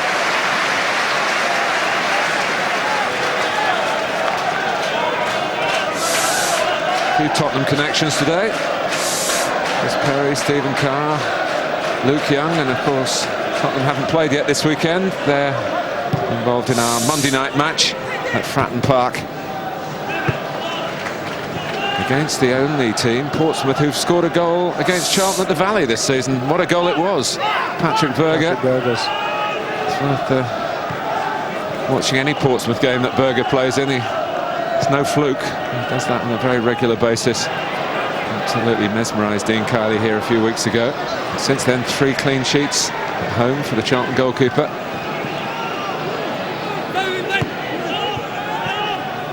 Bernard has been having a bit of a gripe about contract negotiations. The Newcastle board not going as swimmingly as he would like. Bellamy also likes a gripe from time to time. Yeah, I think Grahamson has to be fairly pleased up to a point the way his team have started. I think the one disappointment, they've had plenty play, plenty possession, but they've not found anything in and around the 18-yard box of yet. That one little move that Genius got in and had the scuffed shot, that's the only real threat. And on the left of the pitch there, Roy Tunks, the goalkeeping coach, back in that dugout. He was here for the Blackburn game. Blackburn were employing him a couple of weeks ago. A couple of weeks is a long time in football, though. Graham Souness has pretty much uprooted the Blackburn bench, if you see what I mean, to take to Newcastle. Lisby.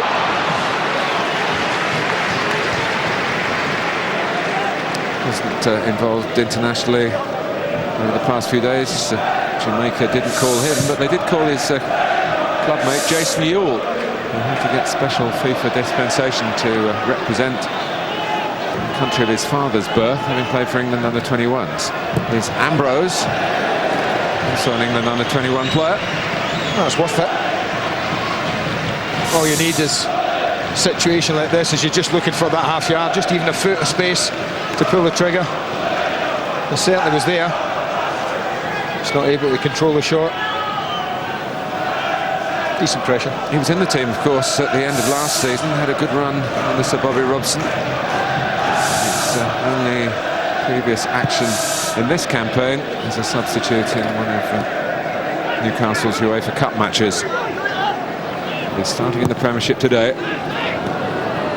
O'Brien, usual loss of the ball and concentration, was able to make up for his error. And that's what I mean, even defenders. If you don't take the pace off that ball immediately, it's going to get away from you.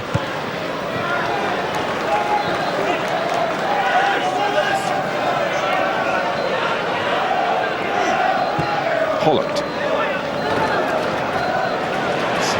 Typical piece of Bartlett work in the air on Nadal's cross. Well, that's what I mean. I think he'll win those. And just a pity that for Charlton the ball wasn't a better one that he could have done more with. Ambrose. Fortune's had to go across. It's wasted again. Murphy coming back. Very, very far by Fortune.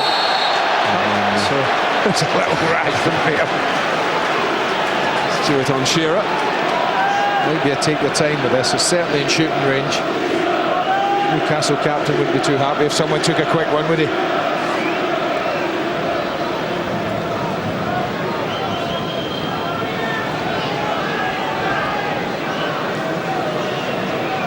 It'll be interesting for the referee now. He's let that free kick go. That could easily have been a yellow card for Graham Stewart. He was a little late and he really did catch Nicky Butt. I think Nicky Butt was actually just asking him the question, but you know, if that's the way he's going to be, it's no bad thing. Well, it looks like a setup for Shearer here. Romedal's the charger. Very good charger. Shearer's complaining the Romedal was a bit close. The trouble is, when you shift it, players are quick, aren't they? They're going to cover 7 or 8. He's very quick. Exactly, he's going to cover 7 or 8 yards while that ball's moving 2 or 3 yards. They're going to have another free kick anyway.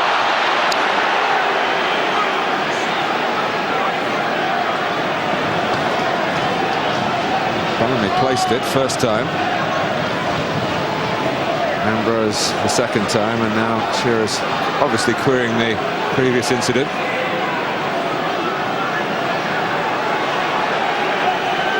And now they're putting Nicky Butt has put himself, and that's great credit to him. He's standing in front of the charger, Rommedahl, and a block off his approach.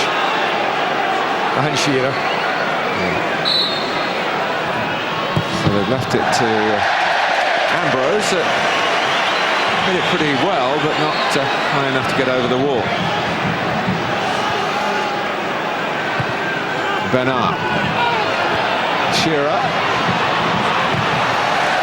Well, Matt Holland did brilliantly there. That ball dropped. He's been burst into play. He actually missed some reserve games because the Republic of Ireland called him up. Of course, he's not really match sharp enough to play international football, but they wanted him in the group. So he's played 6 minutes at Bolton, 10 minutes as a substitute at Highbury in the last Charlton game. For a player who rarely misses matches, he's been chomping at the bit. Foul here on Bellamy. Well, one more, I think. There's a booking coming on here, if not this one.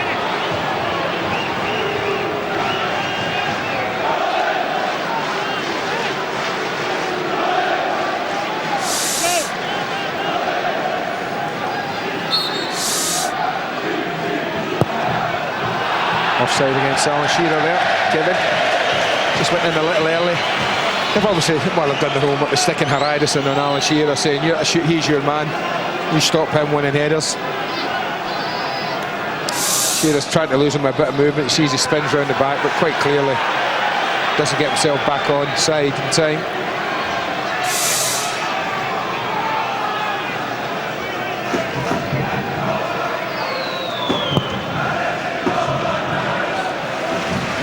O'Brien up well. So too Stewart for Charlton. Bartlett, Lisby, Riderson.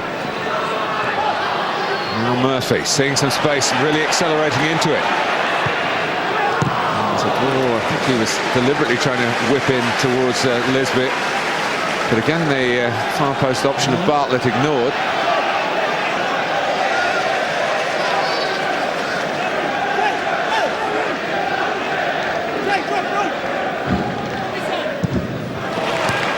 Riderson. Goal kick.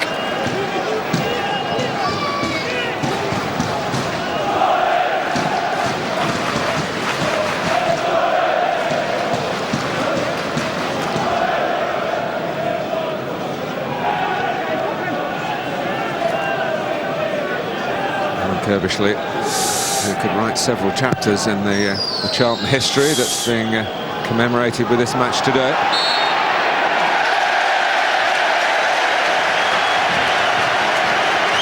I don't understand that decision. I really don't. Maybe it's just I'm old-fashioned as well. But look at him.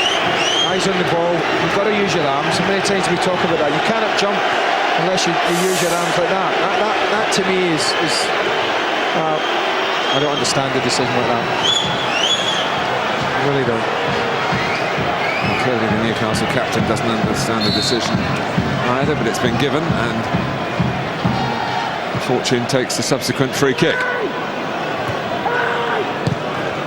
Riderson should have given to try and take command. He hasn't been able to do that, and Peter Walton has seen some more illegal contact aerially.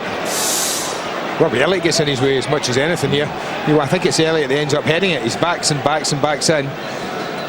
He ends up heading it away from the goalkeeper. Watch this. But Lisby tongues and faces the goalkeeper. That's the difference in that situation. That you can't do.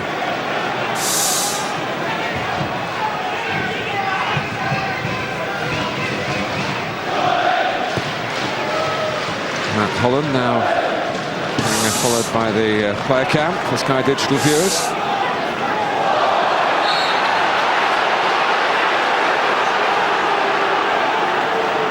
Overbalancing, and Murphy responsible for that. Bernard. Bellamy. Oh, he's darting through again. Turns it to Bellamy in. I would be saying much the same to him. How many times am I wanting to go into this position and totally ignore me? It's there to be slid as well. You can turn around and say, if you smash it in the top corner, that's why I didn't pass to you.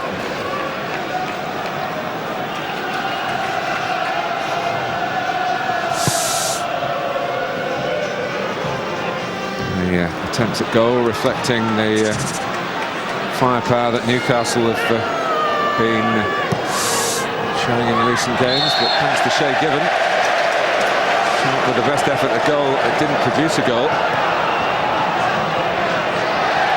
Slip footwork from Stewart.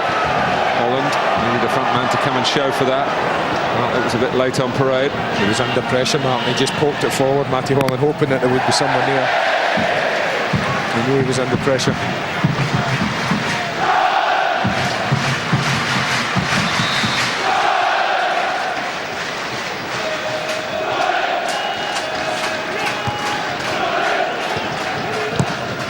Fortune. So sliced off Robbie Elliott's right foot. Charlton were chasing.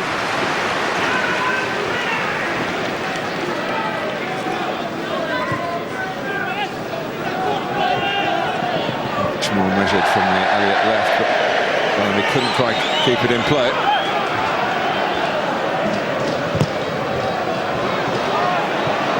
Perry. Collided with Fortune. Young. Good closing down. Shearer setting the example.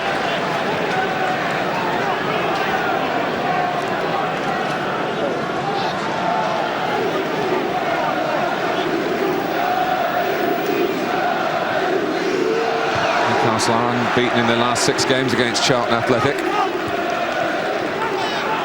One at home and drew here 0-0 last season. Stewart. Graham Stewart pushing on. Now Murphy, the back heel for Haridason. It was Lisby coming in at the far post. Yeah, now that's the cross. It's absolutely made for his strike partner. Got involved in the build-up play, so impossible then to peel back round, but stands it up great, Haridason. Well dealt with, well dealt with. There's a header from an out-swinging corner that won the last match here for Charlton. Tanel El Kakuri, who lost his place today. Had it from a Murphy corner, but no one making that sort of run on this occasion. There goes Bellamy, free kick to Newcastle. Bellamy thinking about taking it quickly. Genus. Chris Perry said, that's mine. Yeah.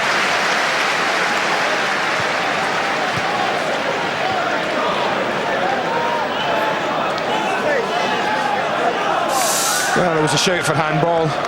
Back post, hands go up, certainly strikes the arm. I've always said, put them up that high and you are risking the referee point to the spot. O'Brien. Carr. Bowyer. Murphy's down. Bowyer scores. Referee hasn't given it. Linesman has given the free kick, Martin. I think it was a free kick. I was surprised the referee didn't see it. But they were equally... They were a bit equidistant away from this situation. You watch what happens. Just backs into him. The flag is up right away. Who's closer? That's for sure. But I thought at the time it just eases Danny Murphy as it out the way. It is Danny Murphy, but there's no doubt that the referee didn't give no, he didn't. Charlton the free kick until the ball was in the net. No, he didn't. Until he looked and saw the linesman.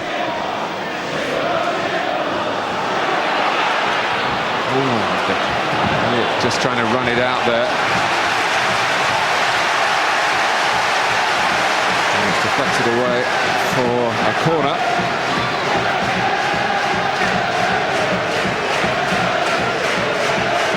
Murphy back on his feet quickly and across to take the corner. Charlton worked very hard at these, trying to make the right run, maybe just He's an opponent out of the way in doing so. Headed out by Bowyer. Romadal. Will stay in for Bartlett. Good early cross. Fortune had stayed in. And Hydison well upfield as well. Good defending by Bowyer. We've seen plenty of his forward momentum and his bright running, but he got in the right place there to keep Hem and Hydison at bay defensively. Stewart. Two going for the same ball, Fortune and Lisby. Just a little deep as well, Newcastle. Shea Given just saying to his defenders, don't want you that deep. Kieran Dyer also missing, of course, at the moment for Newcastle. Patrick Clivert, damaged hamstring, and being injured, he's also taken the opportunity to have some dental work done, some wisdom teeth removed. Needed some sharp judgment there by Given. Just about.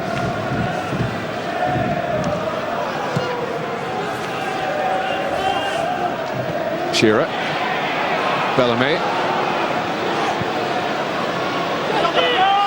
Newcastle got plenty of players forward here. Carr in the end crosses. Back of Fortune's head. Shearer.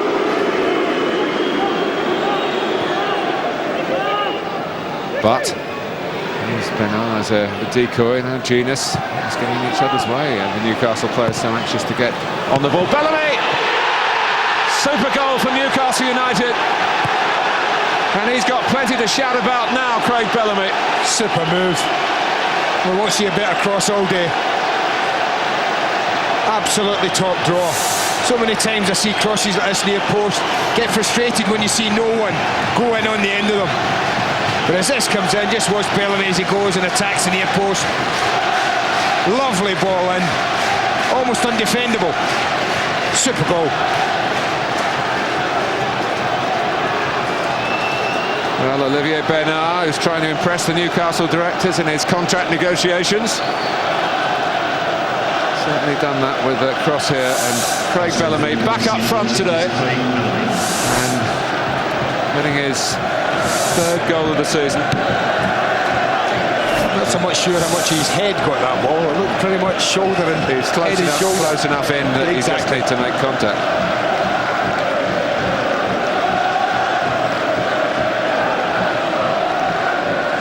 Newcastle started the game, you rather expected that sort of thing to happen earlier. Here goes Bellamy again, running in behind, which is his stock in trade. Deflection on the cross, taking it to Kylie. The thing they didn't do early on, Mark, they did get it wide, but they played pass after pass. They were trying to feed little things into feet all the time. They haven't crossed many balls at all. That was a super ball, just had head me written all over it.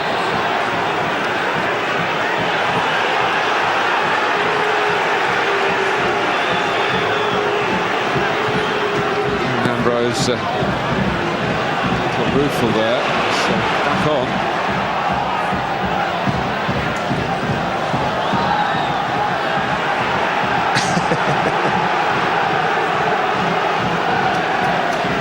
They say he's more relaxed these days. He says he's more relaxed these days. Well, you should have seen him in his prime then. Rob Stiles is the fourth official.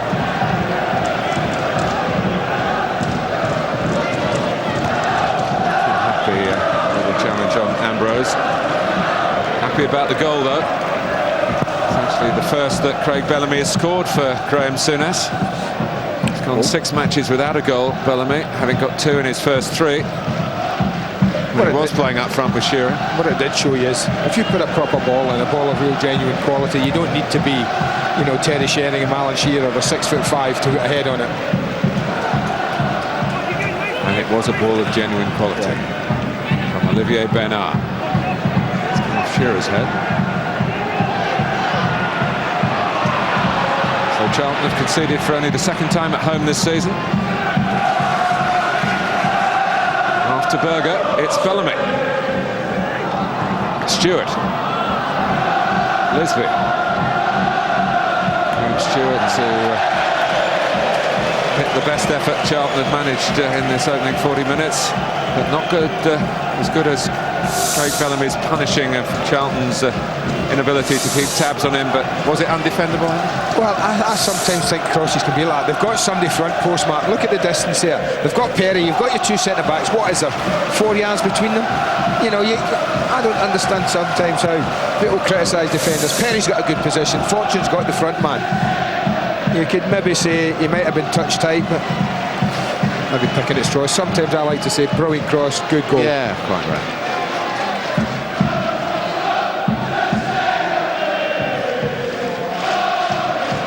So Newcastle, the team that just couldn't win away, have now won at Southampton and are leading at Charlton. It's Bernard again, in goes Shearer. Oh, what a ball again. That was nearly as good. It's probably the outside of the left foot. I was just saying it probably isn't, because it wasn't a goal on the end of it. But as soon as it comes back, you know, Shearer's got half an idea it's coming in, so he sets off. Oh, very, very close. He attacked it well enough.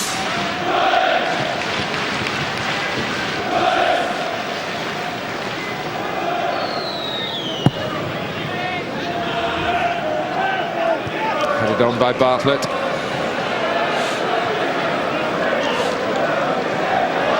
Genius. The second man to stop him. The second man was Holland. Lisby.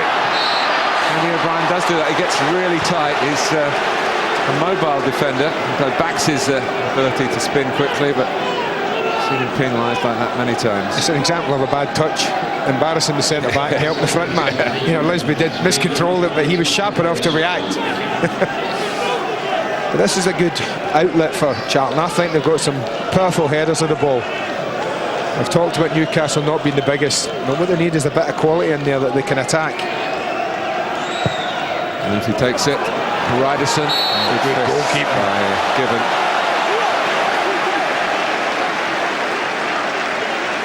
He's not the biggest. We've talked about Shea Given. You can never argue about his bravery. He knows he's got to come and deal with it. Edge of 6-yard box. He knows he's going to get clattered. And all he's got is eyes on the ball. And a good contact. It gets it well outside the area. That was a pretty untidy jump from Ryderson. Yeah, it was. A bit early, a bit nothing-y. Is that a word? Yeah, you just invented it. Oh, right. Nothing-y. Listen out for that over the rest of the season.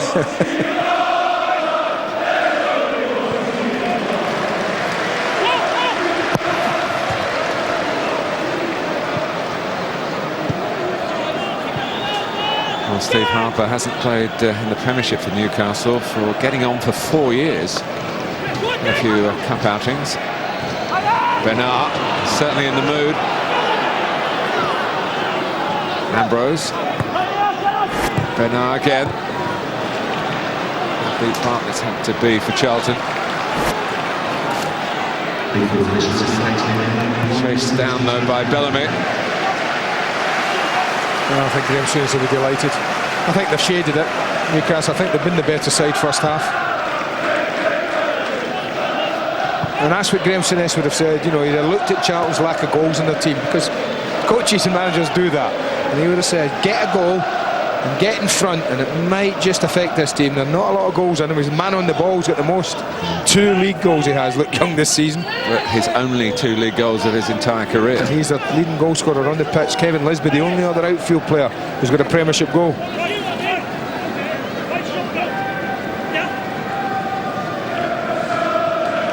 it's added time before half-time at the Valley. Not a happy Valley at the moment for the majority. There's been a brightness about Newcastle's play, which gives you an indication how they've achieved these good results. I sworn they had the whistle there.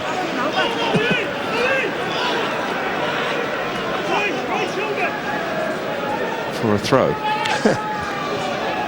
And we're thinking about half-time. Certainly Peter Walton is. He indicates that that is now the case. Well, there's no Patrick Kluivert today for Newcastle, but Craig Bellamy has been the beneficiary.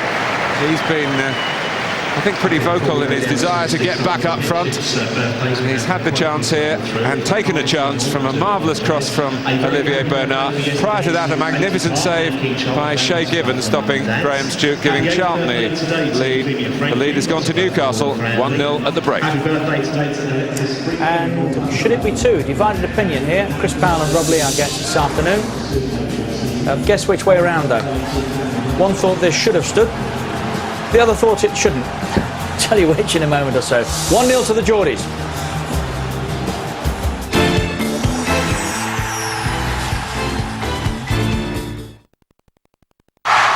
The UEFA Champions League on Sky Sports. Another 2 nights of magic. Tuesday, Real Madrid versus Dinamo Kiev, and Juventus play Bayern Munich. Then Wednesday, Arsenal away to Panathinaikos. Game on now. A goal for Freddie Ljungberg. While group leaders Chelsea are home to CSKA Moscow. 4 games live from the Champions League Tuesday and Wednesday on Sky Sports 2 and Extra. Since the beginning of time, survival has depended on quick responses and effective propulsion.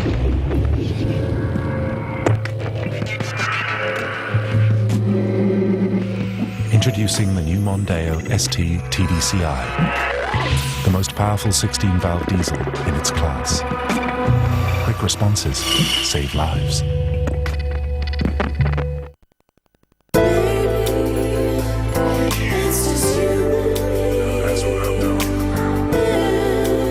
New to McDonald's Pound Saver menu, the Bacon Cheeseburger. All you need is 99p.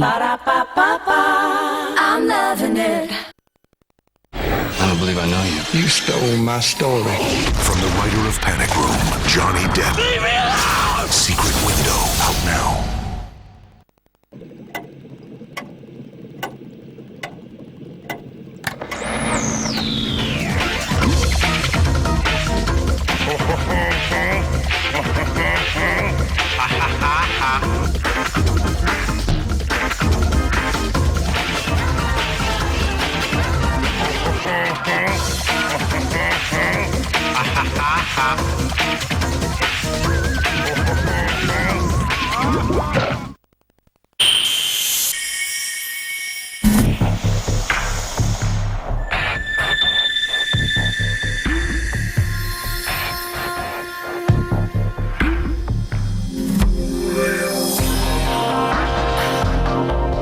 Panasonic Viera flat panel television with integrated digital tuner to access Freeview services.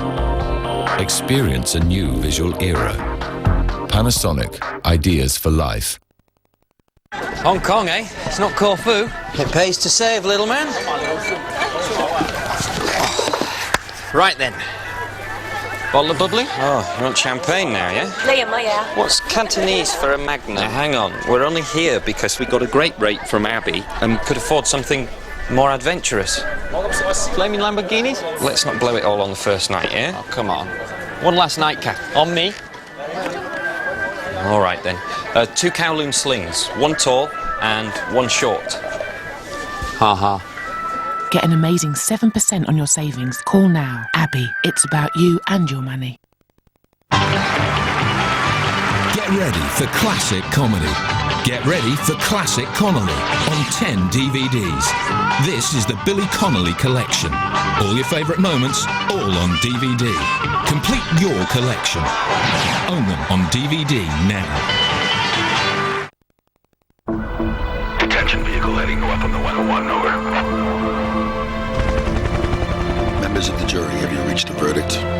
We, the jury, find the defendant guilty as charged.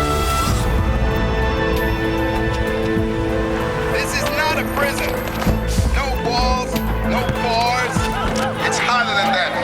The child was detained single-handedly, a wild Mustang. Step back, step back!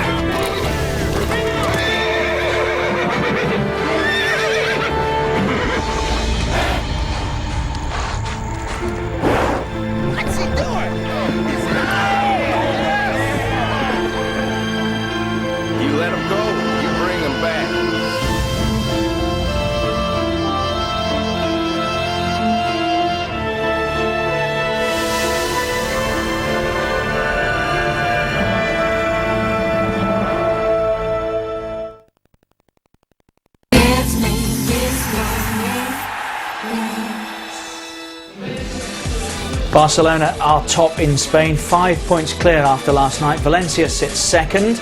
They play third place Sevilla tonight, 8 o'clock, Sky Sports 1. Tomorrow, Monday Night Football, it's Portsmouth against Spurs, Sky Sports 1. There's a penalty competition going on the pitch at the moment. Look at this little fella. Button-sized, this boy. But he's got a shot on him. Bob Boulder, who used to play in goal for Charlton, making sure he got out of the way. But he'll remember that a long time, the young man. Rob Lee and Chris Powell with us here this afternoon. Newcastle have played well, Rob, haven't they? Played very well. I think they've controlled most of the game. Charlton had a couple of breakaways. Probably a shot from Graham Stewart was their best effort, but I think Graham Stewart has been very, very happy. I mean, they've created the better chances, controlled most of the game, as I say, and they've got to be happy and deservedly going in 1-0. As one who's put his foot round a ball down the ears from that same situation, was all the work done in the cross? On the goal? Yeah, I mean, it was Oliver Bernard's played very well the first half, and without a doubt the cross made the goal. You know, it was a good run actually, because he wasn't picked up by either centre half, if you notice. Bernard overlapped and was played in, and it's a fantastic ball. That makes the goal. I knew Andy would enjoy the goal. That's where he did a lot of his work down the years. Bellamy the scorer, and he's taken the collar off the jersey again, you'll notice.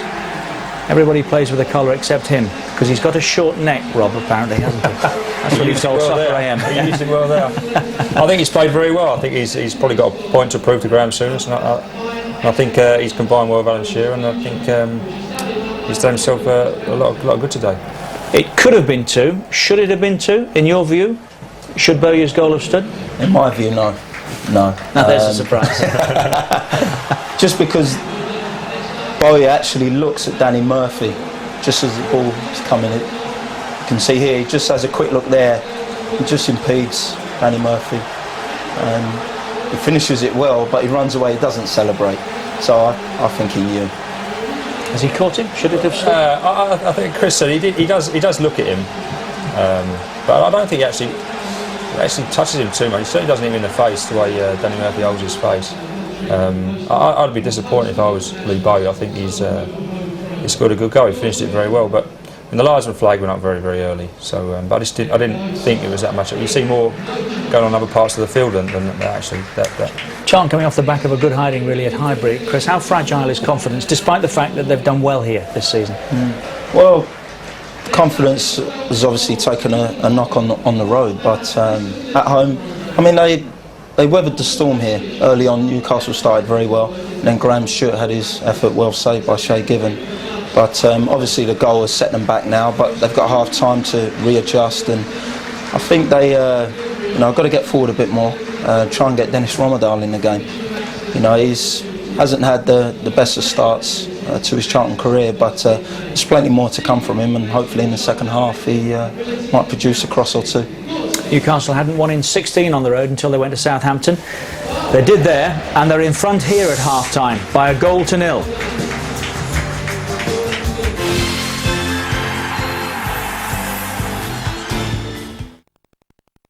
Silver drinking sacred jar, protect me, keep safe from harm. Silver drinking sacred jar, protect me, keep safe from harm. Are you ready for it to start?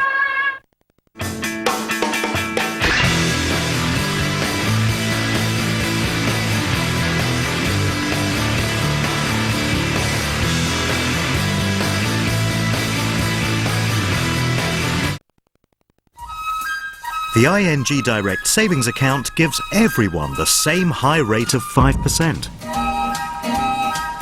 Your money is free to go in or out whenever you like. And there really are no catches. That's why we're the world's leading direct savings bank. And whether you've got £1 or £1 million, everyone gets the same high rate. Call now or go online. ING Direct. It's your money we're saving. When it comes to seduction, he knows what it's all about. I haven't introduced myself. I'm Alfie. Alfie. Alfie. You ooze masculinity like some of us do. You have no reason to fear pink. Smashing. Carrot apple with a dash of wheatgrass. Obligatory cuddling. 1001. Jude Law. Not tonight, Alfred. I'm just seeing red. Alfie. I mean, I think if you two were to kiss, I would just... Who can tell me? Hands up. 9 times 8. Sally, do you know the answer?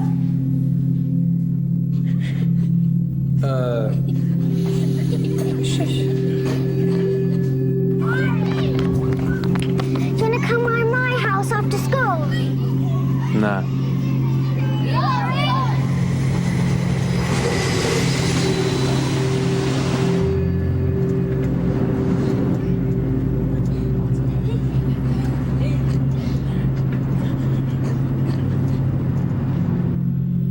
Sally, you're not eating again. What's wrong?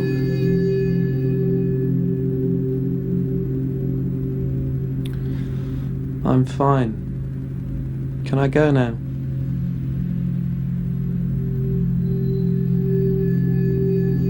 Thousands of children desperately need someone to turn to. Call now and help us be there for them.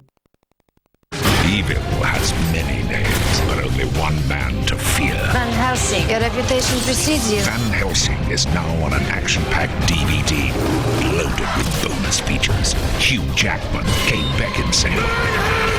Buy it now on DVD and get The Mummy for just $5.99. I'm 43. Thing is, on the inside, I'm still 17. I want a snog, not a kiss. I don't want to make decisions. I don't want to wear a watch. Sometimes I don't really want to wear anything.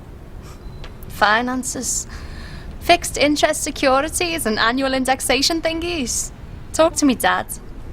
I'll worry about being older when I am older. I'm only 17. Think I always will be.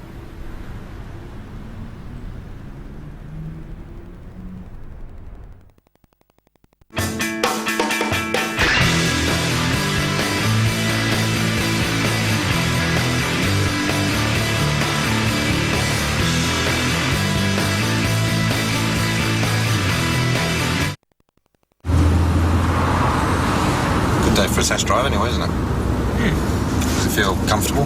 Yeah, it's nice.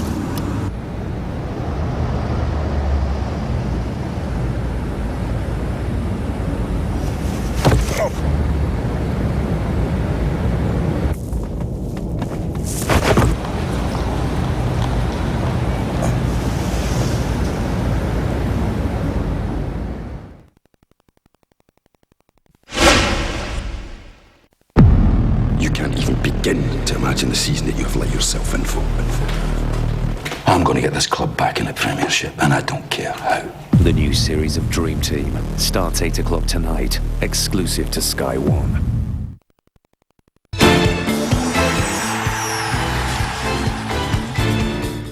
Charlton fans might instantly recognise Colin Walsh on the penalty spot.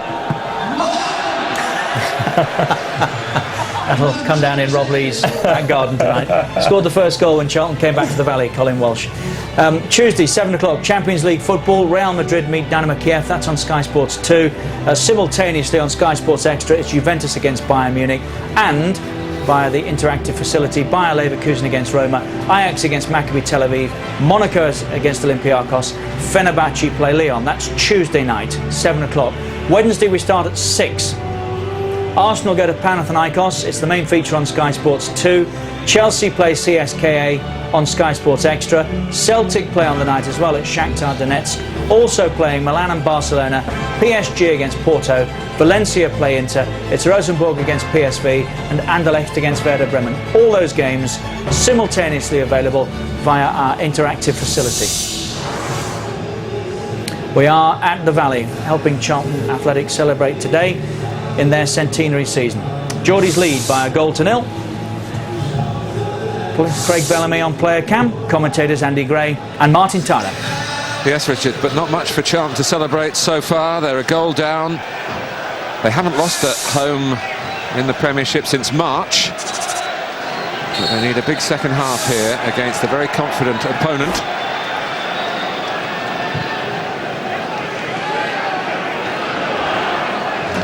Craig Bellamy has provided plenty of sharpness up front.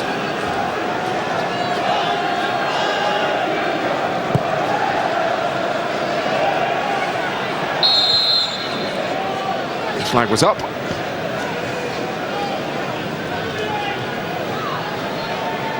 Certainly Lisby and Bartlett didn't get in the game very much in the first period. No, scraps, wasn't it? Didn't have much to get their teeth into at all. But they'll be looking to play the game more in Lisby and Bartlett's area, Charlton.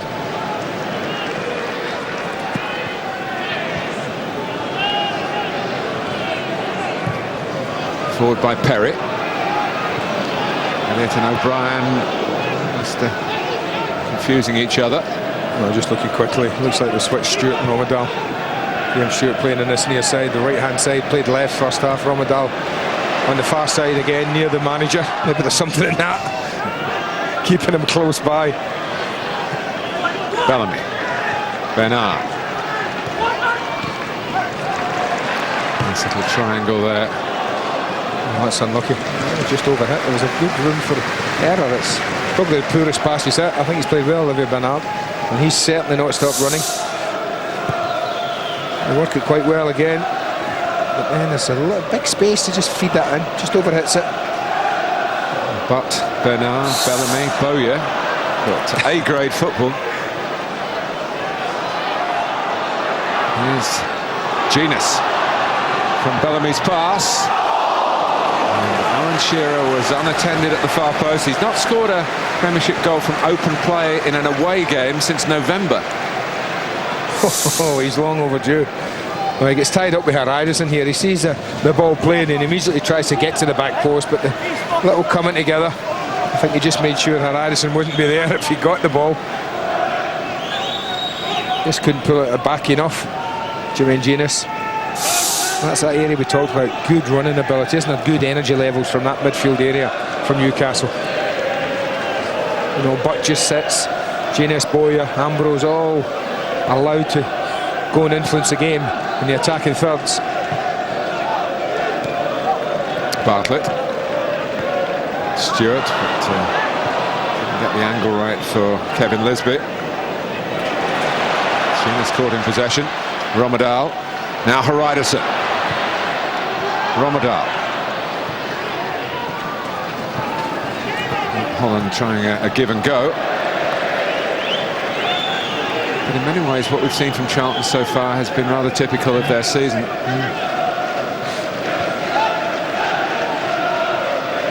What Alan Coventry wanted to do was bring in some new players to maybe up the attacking productivity.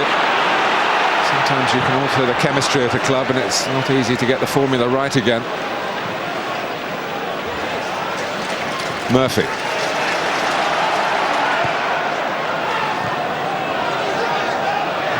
Well played.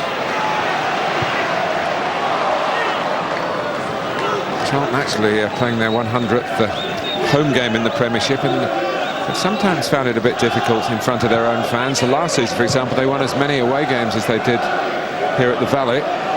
It doesn't look as though they're going to do that in their away form so far this season. Murphy. Yeah, Chris Powell was right. This is the strongest home test that they've had this season against Newcastle. Confident Newcastle with a new manager in place. Carr into the feet of Shearer. Bowyer.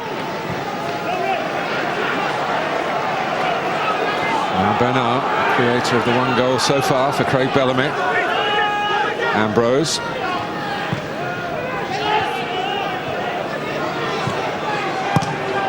It's Fortune intercepting, but no more than that. Newcastle back on the ball again. And they're passing it right from the very back.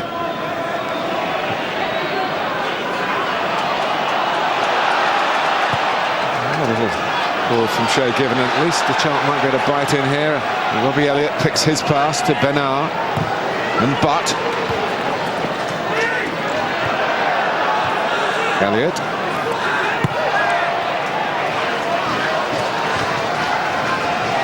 Not remotely suggesting that they were over-aggressive. Charlton's best passages of play, best series of results have come when they've really got in the face of the opposition. You remember the game against Chelsea here, Boxing Day? Yeah, absolutely. They really rattled them right from the off, and just haven't been able to do that to Newcastle. But here's Lisby. He's not a great finisher, but it's got in eventually. And Kevin Lisby has got Charlton going maybe here. Well, that's all it takes at this level. One mistake, and you're in, and you can be punished. Scuffs it in the end, Kevin Lisby, but they should deal with that. There's no challenge. I think both centre-halves guilty there. Elliott not going to make the challenge first of all for the throw-in.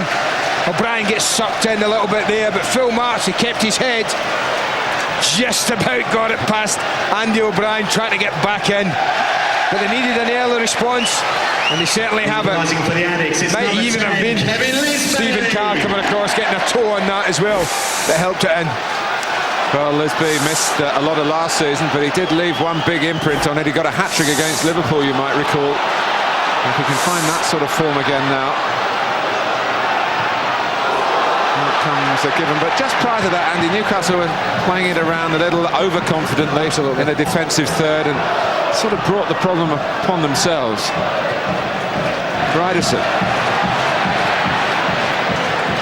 It's a terrific tonic for Charlton, or it should be. Yeah, it is a terrific tonic. The secret of when you're playing games like this and you're away from home is you don't invite the team you're playing in, and that's exactly what Newcastle have done. They've invited them in, sloppy play from the throw-in. I mean, nothing happened apart from it not being challenged, bounces once, and before they know it, Newcastle are level. And Kevin Lisby has got a goal to celebrate on his birthday. It's a positive response from Genus. His work has been of that nature right from the start of the game. Bowled out by Kylie. Stronger voices around the valley now. Murphy.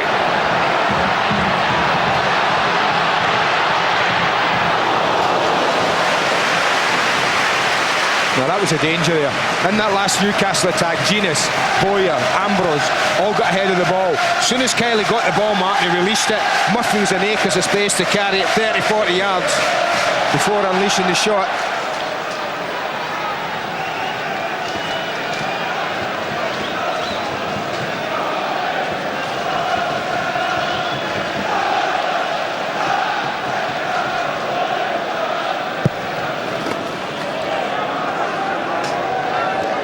Shearer. Bartlett, Lisby turned with extra zest. Goals change, not just games, but performances as well.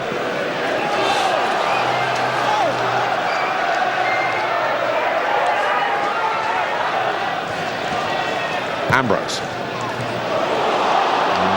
To be fair to Lee Bowyer, he did everything possible to try and stay on his feet and go to ground. Got a lot to be grateful about as far as Charlton Athletic is concerned.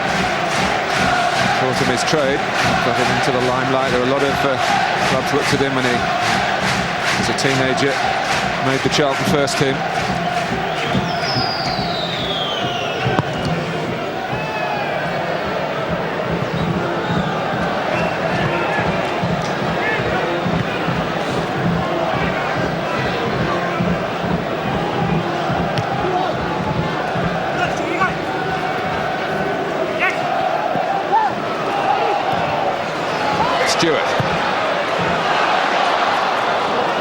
O'Brien just got there first, back by Bowyer.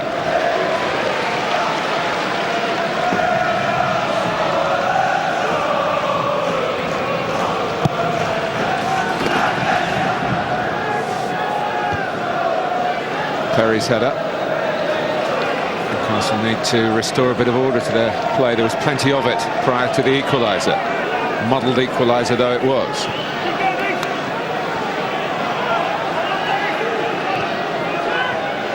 Bowyer.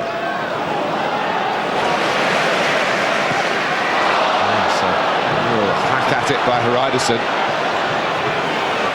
Genus. Great movement by Bowyer again, not matched by the control. Pity. I mean, he's been so close, hasn't he? He's had the disallowed goal. He's been in the penalty area as much as any Newcastle attacker has been.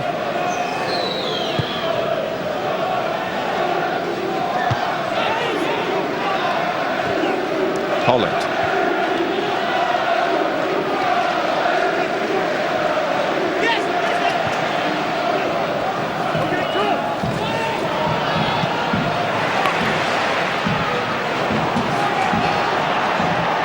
Ambrose.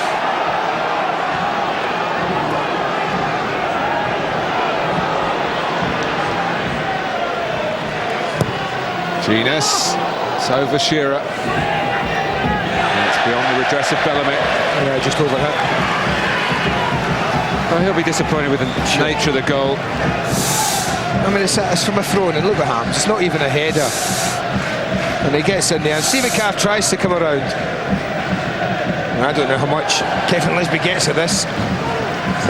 Maybe nothing. I tell you, I think that might be one for the dubious goals, Mr. Tyler. Yeah. It didn't look like he wrapped his foot around it, did it?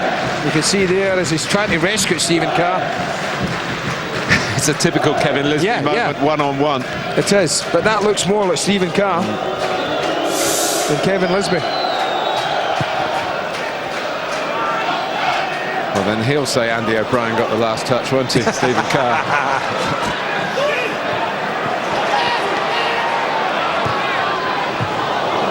It's an interesting one. It's Luke Young as to who you apportion an own goal to in those circumstances. Stephen Carr won't be saying I got it on target. Well, I'll have to say his shot was probably on target. So anyway, it's 1-1, and that's what matters to Charlton. They've got a corner here.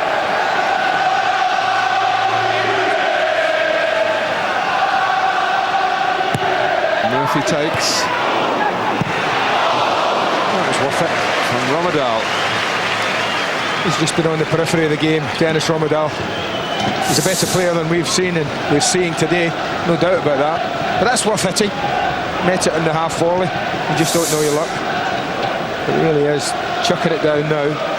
Conditions getting very difficult, swirling and wind, driving rain. Memories of Azerbaijan for Nicky Butt and Jermaine Genus.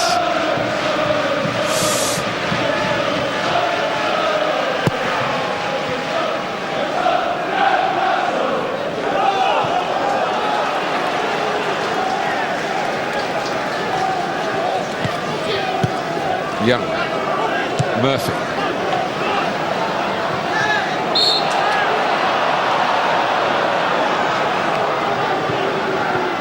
He's certainly not been a fussy referee, Peter Walton. He's tried to allow the game to have a physical edge to it. Shearer.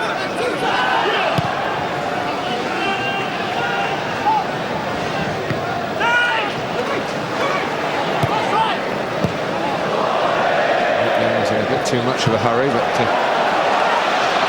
kept going somehow, Charlton. The dummy by Bartlett. Lisby, he couldn't find Romadal. Charlton can come again through Murphy, though. Oh, what a chance. What a glorious opportunity that is for Charlton to get Dennis Romadal free. It's either lack of communication, Romadal didn't call Bartlett, or Bartlett just didn't have a picture or any idea what was behind him, because what a situation. Great dummy. If he goes over it again, Romadal's got a chance. If he reacts quicker and gets it to him, he's got a chance. He did nothing. Lisby. Holland.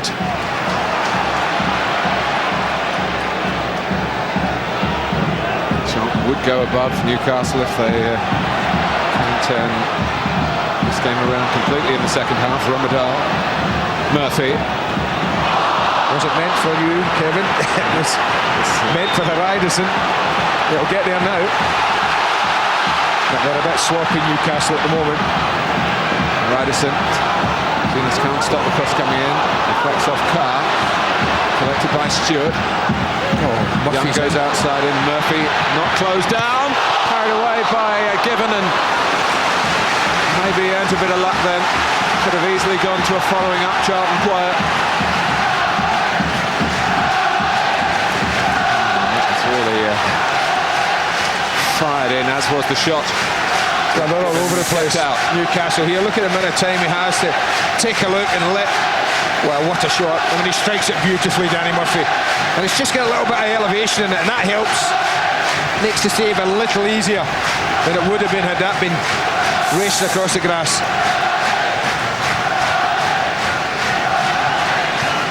Well, that's football for you. Isn't it amazing how it can change? Rather like the weather. Yeah. It's certainly at its worst at the moment. Ambrose. Cleared by Perry. Certainly taken on the wind towards Given. Souness has decided to get two substitutes ready. Chola Amiobi and Laurent Robert.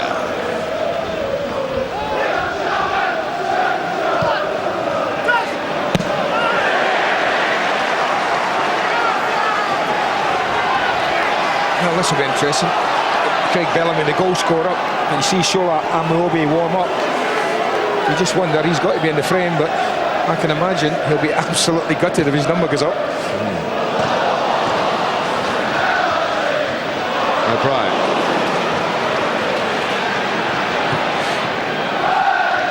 Some players might be unsubstitutable, of course.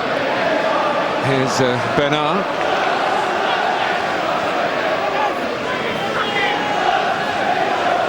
Bellamy. Shearer. He's got to be strong here, and taking it from the head of Ambrose and Butt. That's a cut head, look at that, that's a nasty one. That might change the plans on the bench.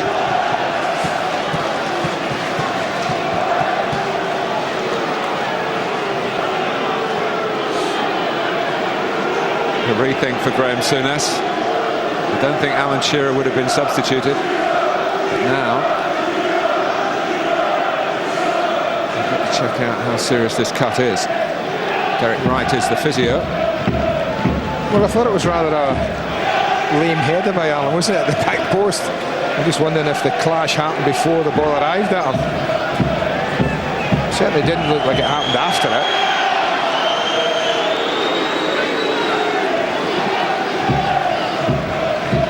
He was already suffering by then, and only Alan Shearer will be able to tell us how much it affected what he could do with the ball when it came in. He was in a good position. There is some blood on the shirt.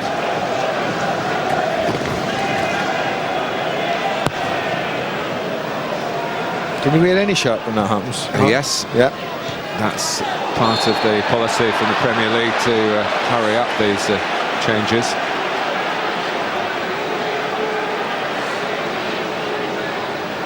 He's going to be reinvented as Aaron Hughes. There we go. Oh, he's got a goal or two in him, hasn't he? I think the last time you and I saw Newcastle play, he scored against Norwich City. Do you think Anna might be thinking that's me and not going on then? It makes it difficult now for holding up the numbers board, I guess. If number 18 comes up, can he refuse to go off saying I'm number 9? He's quickly stopped the bleeding. That's the most important thing for Newcastle. And now got to stop Charlton. Lisby to Bartlett. It's hit the net, but on the outside. Well, they had two options. Lisby. Bartlett's happy he chose him, but Romadal's the other option. Look at him. Loads of space. I think he's got a better opportunity, Romadal, if he picks him, but I don't think, in all honesty, Lisby ever saw him. I think he only had eyes for Bartlett. And that's a difficult one to beat. Shea Given near post like that. That was a great opportunity again. They've had a couple of really fantastic opportunities, Charlton, that they haven't made the most of since they've gone level.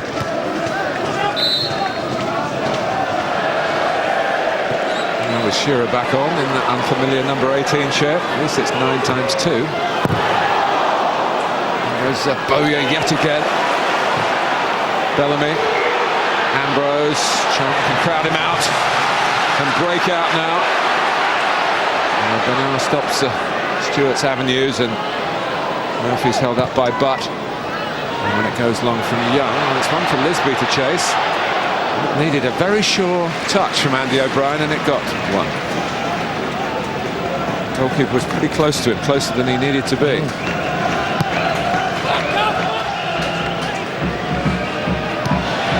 Nudge by Genus, maybe, not in the mind of referee Walton.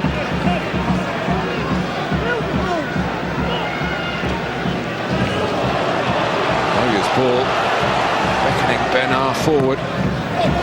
Just overhits that one. Lovely ball, lovely run. Well, here we go. And there's one answer. Darren Ambrose gives way to Laurent Robert, and it is Craig Bellamy. What, me? There you go. I knew he wouldn't be happy.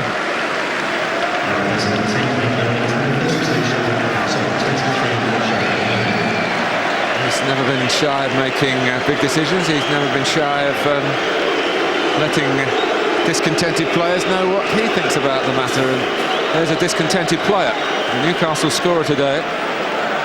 Craig Bellamy replaced just around the midway point of the second half. Alan Murray, the assistant manager, trying to calm the troubled waters.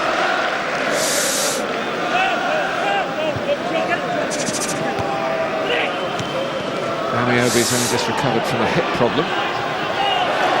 Well, I can understand Craig Bellamy's frustration, if you like. It's more than anything. He's waited a long time to get picked up front with Shearer. Since Graham Souness came, first time, as you said, gets a goal first half, been lively, been busy. Just an hour gone, plenty left in this game, and off he is.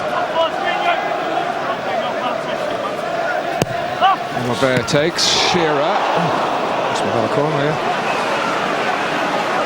Well, that could have gone anywhere. I don't think Alan quite got a lot on it, but once it flies off the defender, it could end up anywhere. That's Robert, that's what he brings to the side from set pieces, is that bit of fizz, bit of whip. Luke Young stretching to clear it only back to Robert, could shoot from there. And a bit of frustration. That drives you mad, and that's what drives people mad about Laurent Robert. You have a set play, your centre-backs have gone up, all your big boys are in there. He has a brilliant opportunity just to dink that back in and let them get on top of it and let them attack it, and he just thumps it miles wide.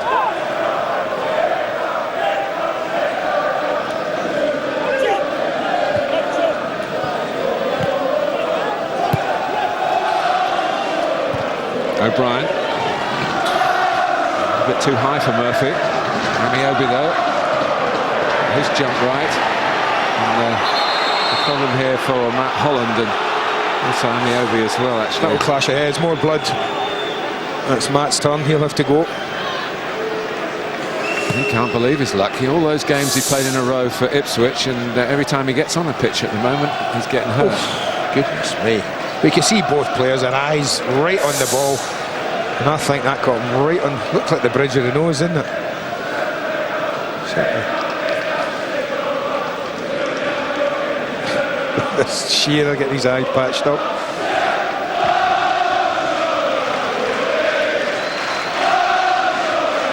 Might be another eye job, that, yeah.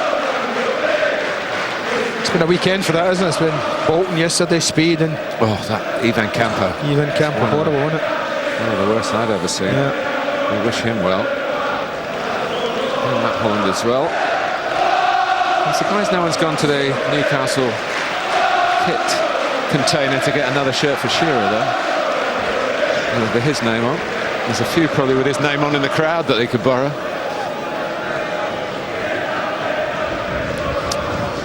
Membership programme completed on Monday night. Fratton Park, Portsmouth against Tottenham.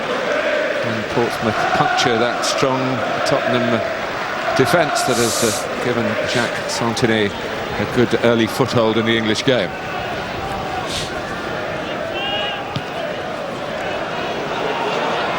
I've had a bitty part of this game. Not a lot's happened, I think.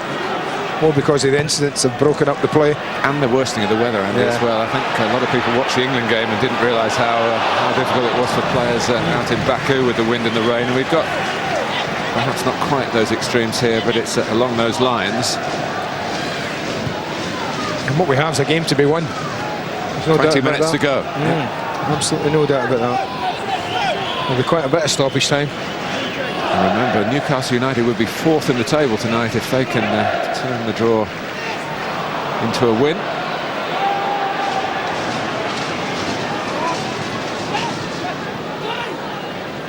Genus. It's a cute work by Nicky Butt.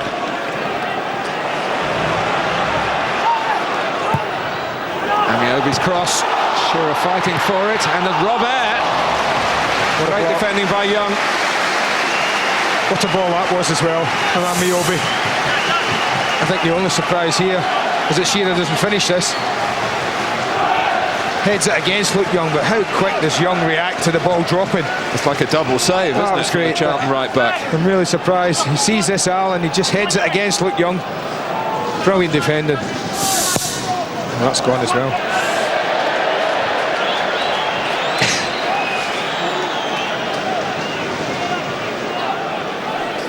Matt Holland has a different kind of captain's headband.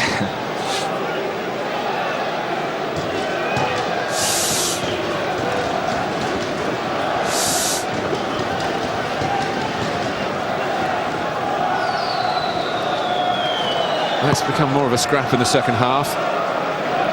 Maybe because Charlton have unsettled Newcastle a bit by the fact that they scored. Romadal stopping them having a chance of scoring again. Murphy. Some ball for Stewart. Might just be feeling the effects of his first match for a few weeks. Robert. The raking crossfield pass from Danny Murphy a little earlier there. From left to right to Graham Stewart. Well, he can be an artistic player from midfield. He's certainly an articulate guy off the pitch. Let the ball do the talking for Charlton in these circumstances. Same applies to Holland. A bit of a kick out at him. Swipe generally aimed at the ball, but a long way away from it by Robert. Bartlett. Stewart. On from Murphy. Ryderson.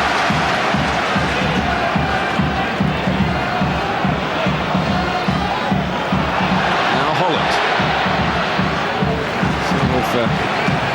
Progress through midfield that Charlton really didn't make in the first half. He had a look, he wasn't sure who was behind him. He knew the ball was going behind him. Bernard. Fortune didn't have the luxury of the touch. Niobe. It's a bit too far advanced of Robert. Murphy. Old Liverpool-Manchester United clash there between Murphy and Butt in the colours of Charlton and Newcastle. Carr, Shearer, good defending by Fortune. Shearer is trying to force himself across in front of the young Charlton defender. The decision is a corner. Yeah, it was a free kick. I don't think Nicky Butt intensely, but what Nicky Butt did do was stop Danny Murphy attacking the back four. And whether it was an accident or not, it's a free kick. And they're so incensed, Graham Stewart, as he's now booking him, but I mean, that's a foul. It's nothing else but a foul. It's as simple as that. Just give the foul and get on with it. But that lack of decision there is really incensed and quite right. The yellow card for showing dissent. You usually get a defensive free kick now, and it's a bit like that, don't you?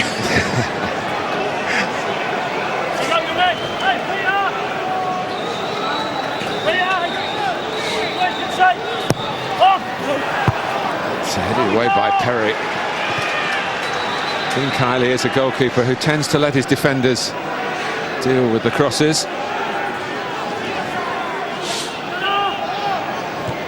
O'Brien trying to head it on. Back by Butt.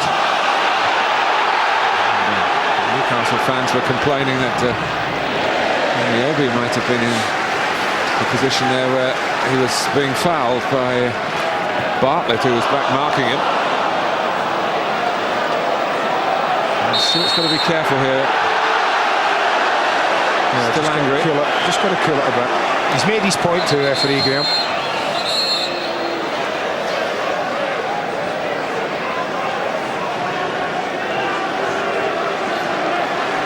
James Milner comes on for Nicky Butt. It's an interesting switch by Graham Souness. That's a positive one, isn't it? Because you just imagine Genius will go on field, which leaves Bowyer and Genius as your two central midfield players.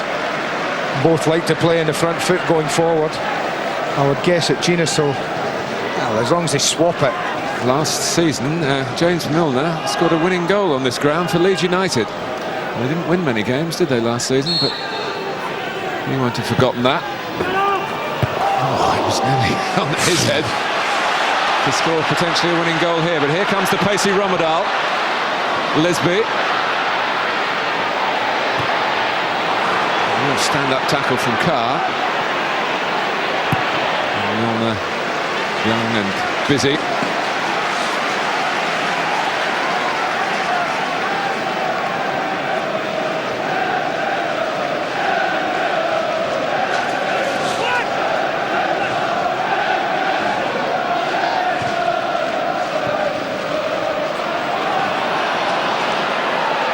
Ryderson.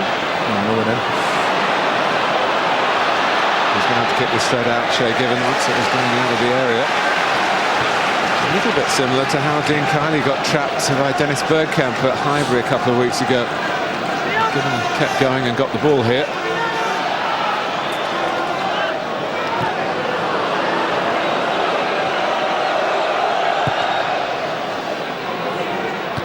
And Brian really didn't flinch.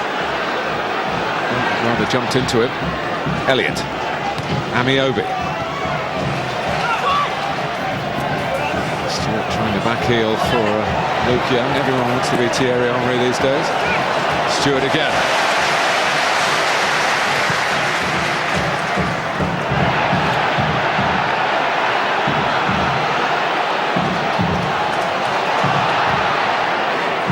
Right forward by O'Brien. At least Newcastle can move out as a unit. Well, Charlton have certainly done better second half. The goal undoubtedly has helped them, but they've actually not allowed Newcastle to slick it about the way they did in the first half. They've got a bit closer all round the pitch, a bit tighter, made it more difficult for Newcastle, and got a bit of joy. They've won it higher up the pitch at times. That's helped them.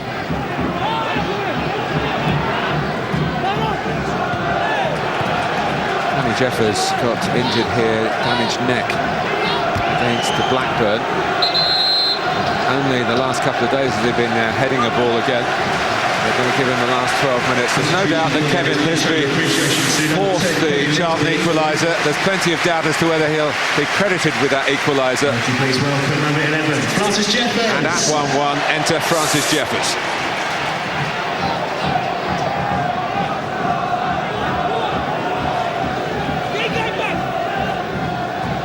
Bernard, Robert, Genus.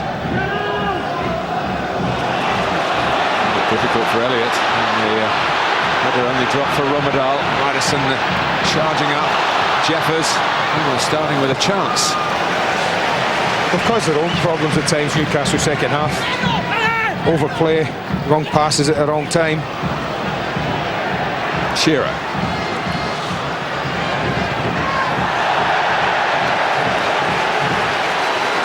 Couldn't keep it in.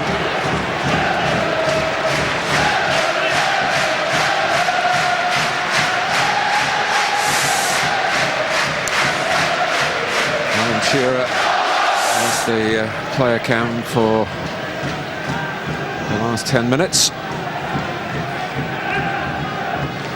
Sky Digital viewers can access that facility, of course, find the red button on the remote.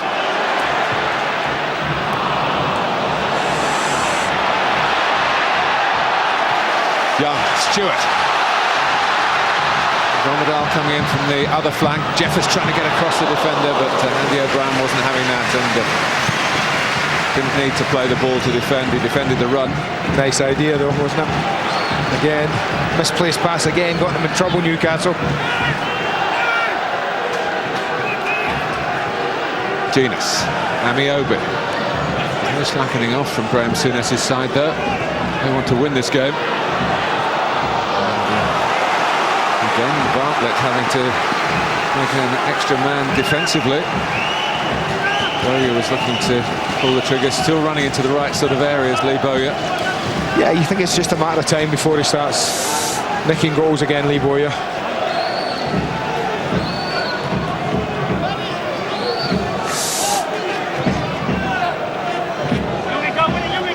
What are we going to expect here from Laurent Robert? A Shearer header off the line. Danny Murphy held his position, and that's how close Newcastle came to regaining the lead.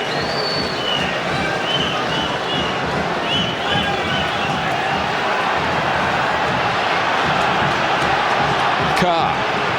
Bartlett's there again. He's putting in a good shift for the side without really having had too much in the way of shooting opportunities himself. Just that one that flashed into the side netting. Genus. Elliott. It's going to be a real fight to the finish at the Valley. O'Brien.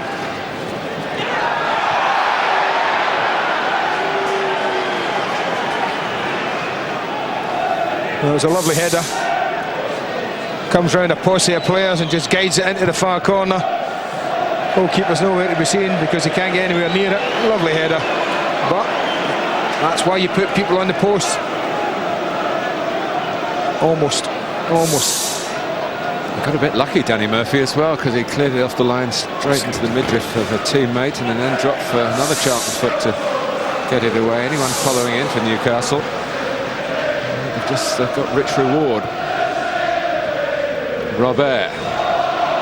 Expansive flick. Rich Bowyer.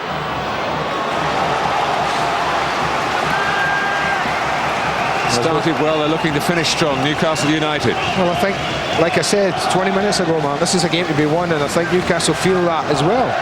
And they're prepared to take a chance and win this game. Robert with another corner. And the Obi is there. Shearer! What a block. Who did that hit? Was it Chris Perry? He's the one picking himself up. Oh, it drops absolutely perfect for him. Not the best header out, but no, it wasn't Perry, in fact, was it? Micah Ryerson behind him.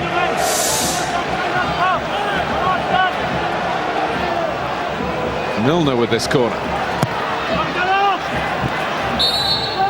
And Amiobi has a decision going against him.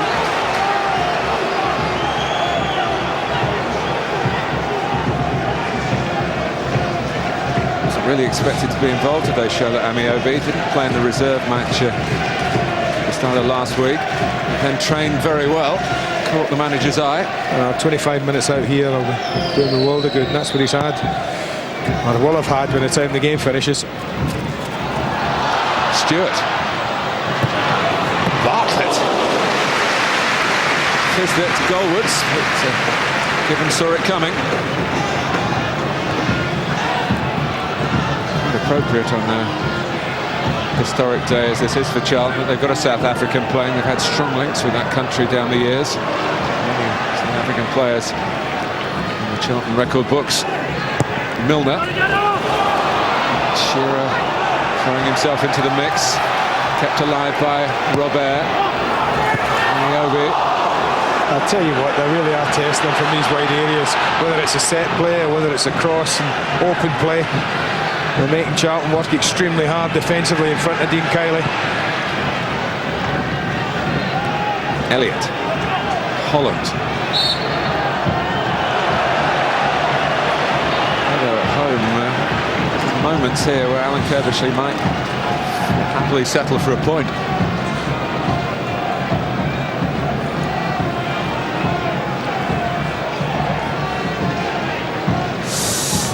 Pretty good from their wayside, isn't it? I can't remember too many until, I didn't think there was a huge abundance of saves that goalkeepers have had to make. The more spectacular saves have come from Shay Given. It's going to be a corner. Given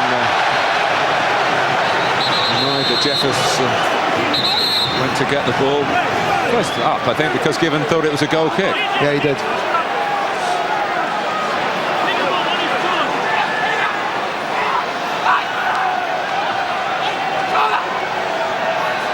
They won the last game here against Blackburn. Graham Souness's old club from a corner sort of situation.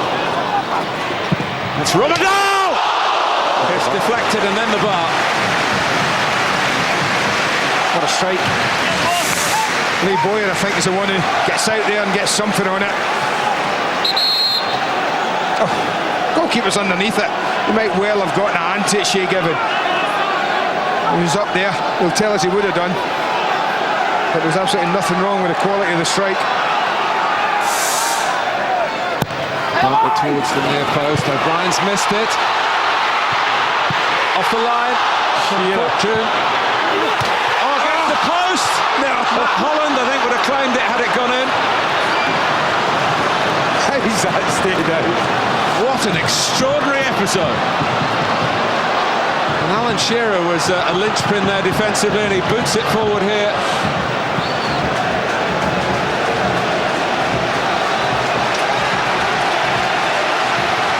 Murphy collecting it from Kylie. It's Elliott not really dealing with it, and then Stephen Carr heads across rather than away. Robert Elliott can get some length to it. A little bit of panic there for Robbie Elliott, but the blood begins to drip in that wind. What a good bit of positioning from the Newcastle captain. Spilling blood for the cause. Genus. Charlton, so close.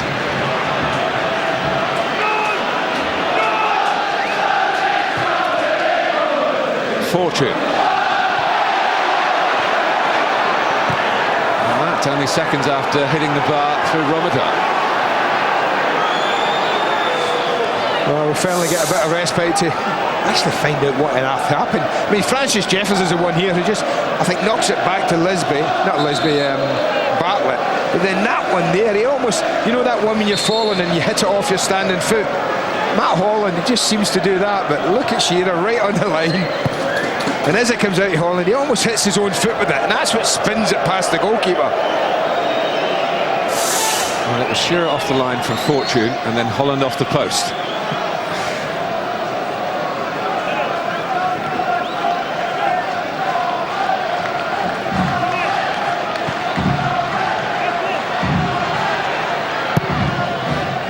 Long from O'Brien.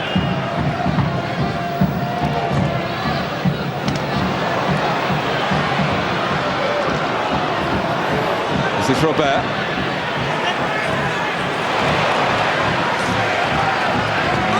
Denied by Horizon, the ball out. Newcastle's throw. 2 minutes plus added time. We're expecting 3 minutes of that.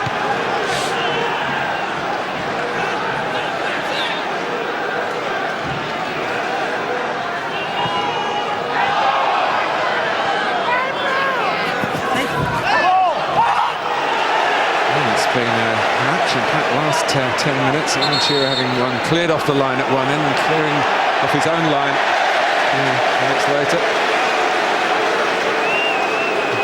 Obi in trouble. Well, they had a little chip at the linesman, I guess. Referees always have to protect their own, I guess.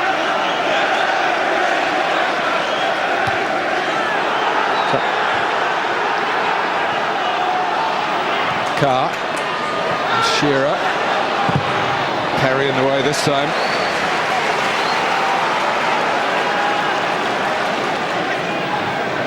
Graham Souness himself restarting the game by getting it back to Carr for the throw.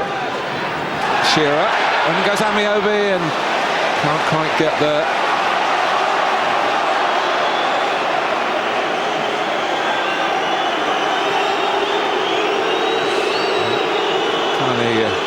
Caught the ball, but was caught himself in claiming it.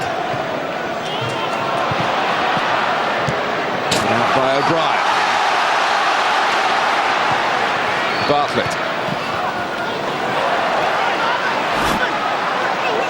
Romadal with a throw. A goal down at half-time, and that was a fairish reflection on the first 45 minutes. Bellamy had put Newcastle into the lead. Horizon. Just a part forward now. Wouldn't come down for him. And by it bouncing like that, it just gave Stephen Carr the opportunity to get back in.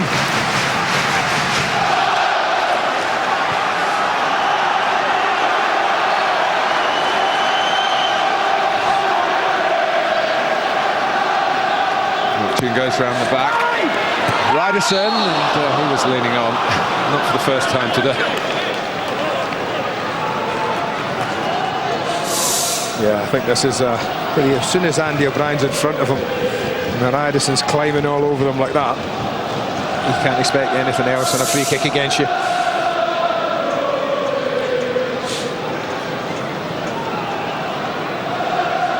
And Shearer needs to be patched up again. Question: what happens if there's blood on the new shirt? Well, that just gets changed as well, doesn't it? I guess it won't bother too much.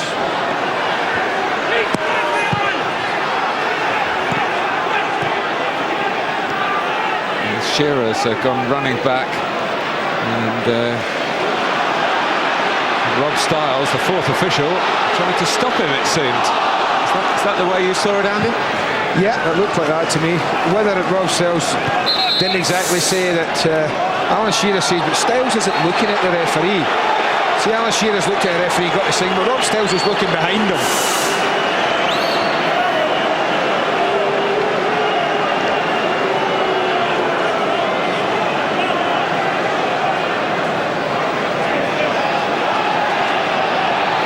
Rob Styles was unhappy about the patch-up job, and that was what it was. And he's trying to apologise to Shearer, and Shearer's not having it. Oh, that's a foul. Perry. That must be a foul. That must be a foul. An astonished Amiobi is just picking himself up. Genus. I don't think Eliza was even looking at it. Well, a few distractions at the moment for the officials.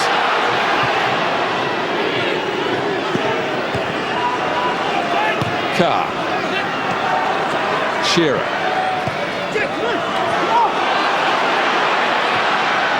Seeing this ball. Stephen Carr's cross. Stewart having to defend, and Murphy. Romadal. That's inventive. Jeffers. Stewart inside Bernard. Romadal. Late in the day here at the Valley. And Elliott looked out of place again. Back in Newcastle colours. Shearer forcing it wide to Robert. And the tangle with Murphy and Shearer. Robert threading the eye of a needle. Well, I can't believe if he keeps making those runs, he's not going to go in the end of something. Not today, I've run out of time. But again, it's just the pace in the ball. And this is a 94th minute we're in, and look at Boyer. Full of energy, full of drive. It's just the ball not good enough. Frustration written all over his face.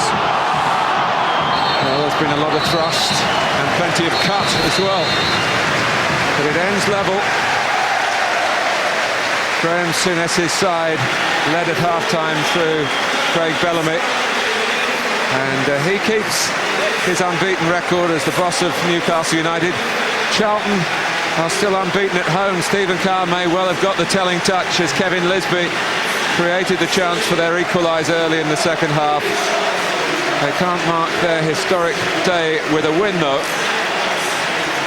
And some extraordinary episodes in the latter stages of the game. After Bellamy had been substituted, Alan Shearer with a header that was cleared off the line by Danny Murphy, and then Shearer himself stopping Jonathan Fortune, potentially winning the day for Charlton. Plenty in it, and a point apiece in it for Charlton and Newcastle. Very enjoyable. Point apiece. It takes Charlton into the top half. Newcastle miss out on the chance to go fourth. Rob Lee and Chris Powell have been with us all afternoon. Thoroughly enjoyable that. We'll get the reaction when we come back. We'll look back also on some of the better moments, and that might take a while. It was a storming second half. Chances at both ends. Shearer saw one cleared off the line, cleared one off the line himself. All the reaction comes next.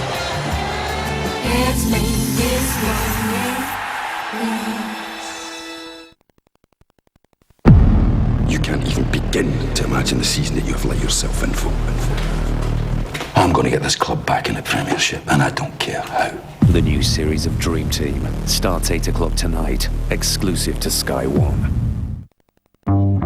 If you buy a custom-made car, you can get exactly what you want. But it costs you more. Buy a personalised swimming pool and you'll get exactly what you want, but it costs you more.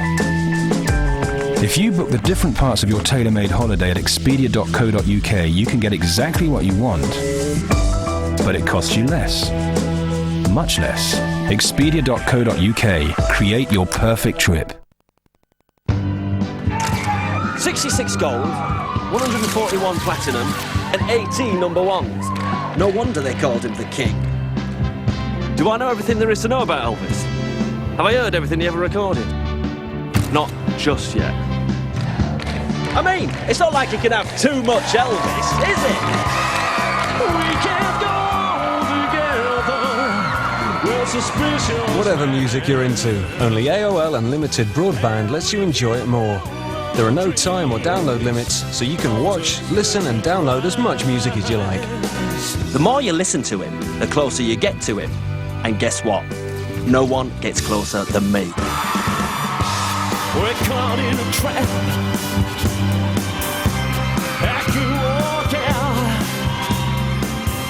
out. Enjoy unlimited music with AOL Unlimited Broadband from 1999.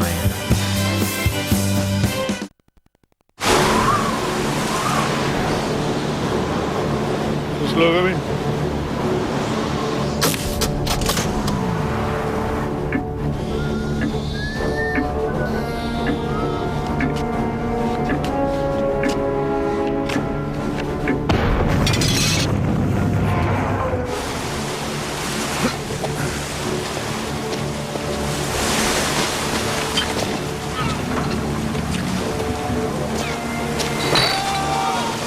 Brewed slightly stronger for a smoother taste. Carlsberg Export. So good, the Danes hate to see it leave. Yes, that's right. I'm covered by Bupa. It's my knee, you see. It's stopping me doing my job properly. Sorry. Well, it would be good to get it sorted as soon as possible. With Bupa Health Insurance, you can get back on your feet in no time. That quick. Super! Ooh. Captain Hero away! Bupa, the health and care people. My shop, it's round the clock. My bank, clocked off. My Indian, it's local. My bank, India. My barber, a person. My bank, a robot. We believe in another way. More people in branch. UK call centres only. And phones answered 24/7. My patients, exhausted. My account, switched.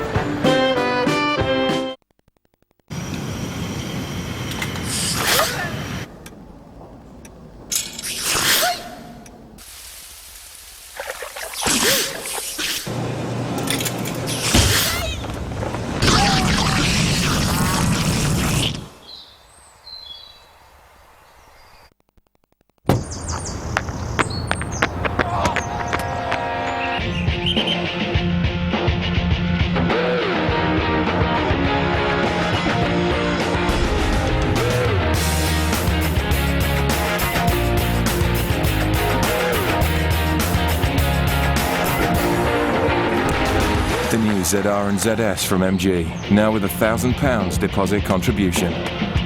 Life's too short not to.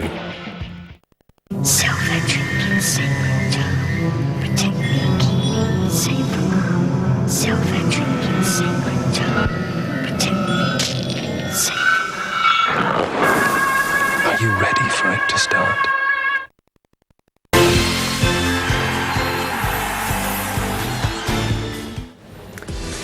It's more live football tonight from Spain. Valencia chasing Barcelona, who are top by 5 points. They're in second, Valencia. They play Seville, who are third. Sky Sports 1. 7 o'clock tomorrow. Monday Night Football features Portsmouth and Tottenham. There's Champions League football on Tuesday and Wednesday night of this week. 6 live games on Tuesday. It's a 7 o'clock start. Real Madrid meet Dynamo Kiev on 2. It's Juventus against Bayern on Sky Sports Extra. That's where to access the interactive coverage and choose any one or watch all 6 of the games being played. On that night, Bayer Leverkusen meet Roma. It's Ajax against Maccabi Tel Aviv, Monaco against Olympiacos, and Fenerbahce against Lyon. Wednesday we have 8 live games simultaneously. Main focus of attention on Sky Sports 2, Arsenal, who go to Panathinaikos. On Extra, it's Chelsea against CSKA Moscow. Celtic play against Shakhtar Donetsk. Sky Sports Extra is the place to find that. Also on Extra, Milan against Barcelona, PSG against Porto, the champions, Valencia against Inter, Rosenborg against PSV, and Anderlecht against Werder Bremen. That's Wednesday night. Here's the man of the match, a little battered and bruised. Alan, you look a mess. First of all, how bad is it? I've seen yourself. No, it's all right. It's just a nick, to be honest. I've had a few of them over the years, and no doubt I'll have a few more before the season ends. But a couple of stitches will be all right. Just wipe the blood off. It's coming down your nose as you speak. It's be careful with that. How did you see that one? Points dropped?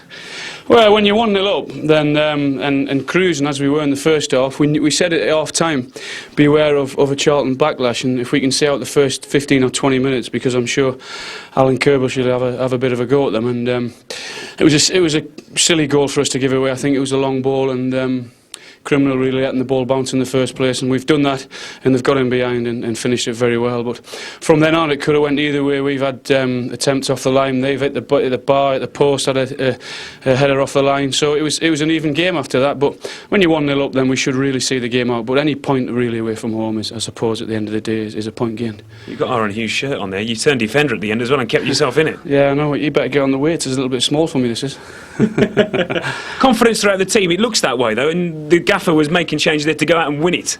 Oh yeah, well, we've got players on the bench who can come on and can win a game for us, as you've seen, and the players mainly who we took off were the players who have been away on international duty, and you can see that they've had 2 very hard games, and the players that come on done a decent job.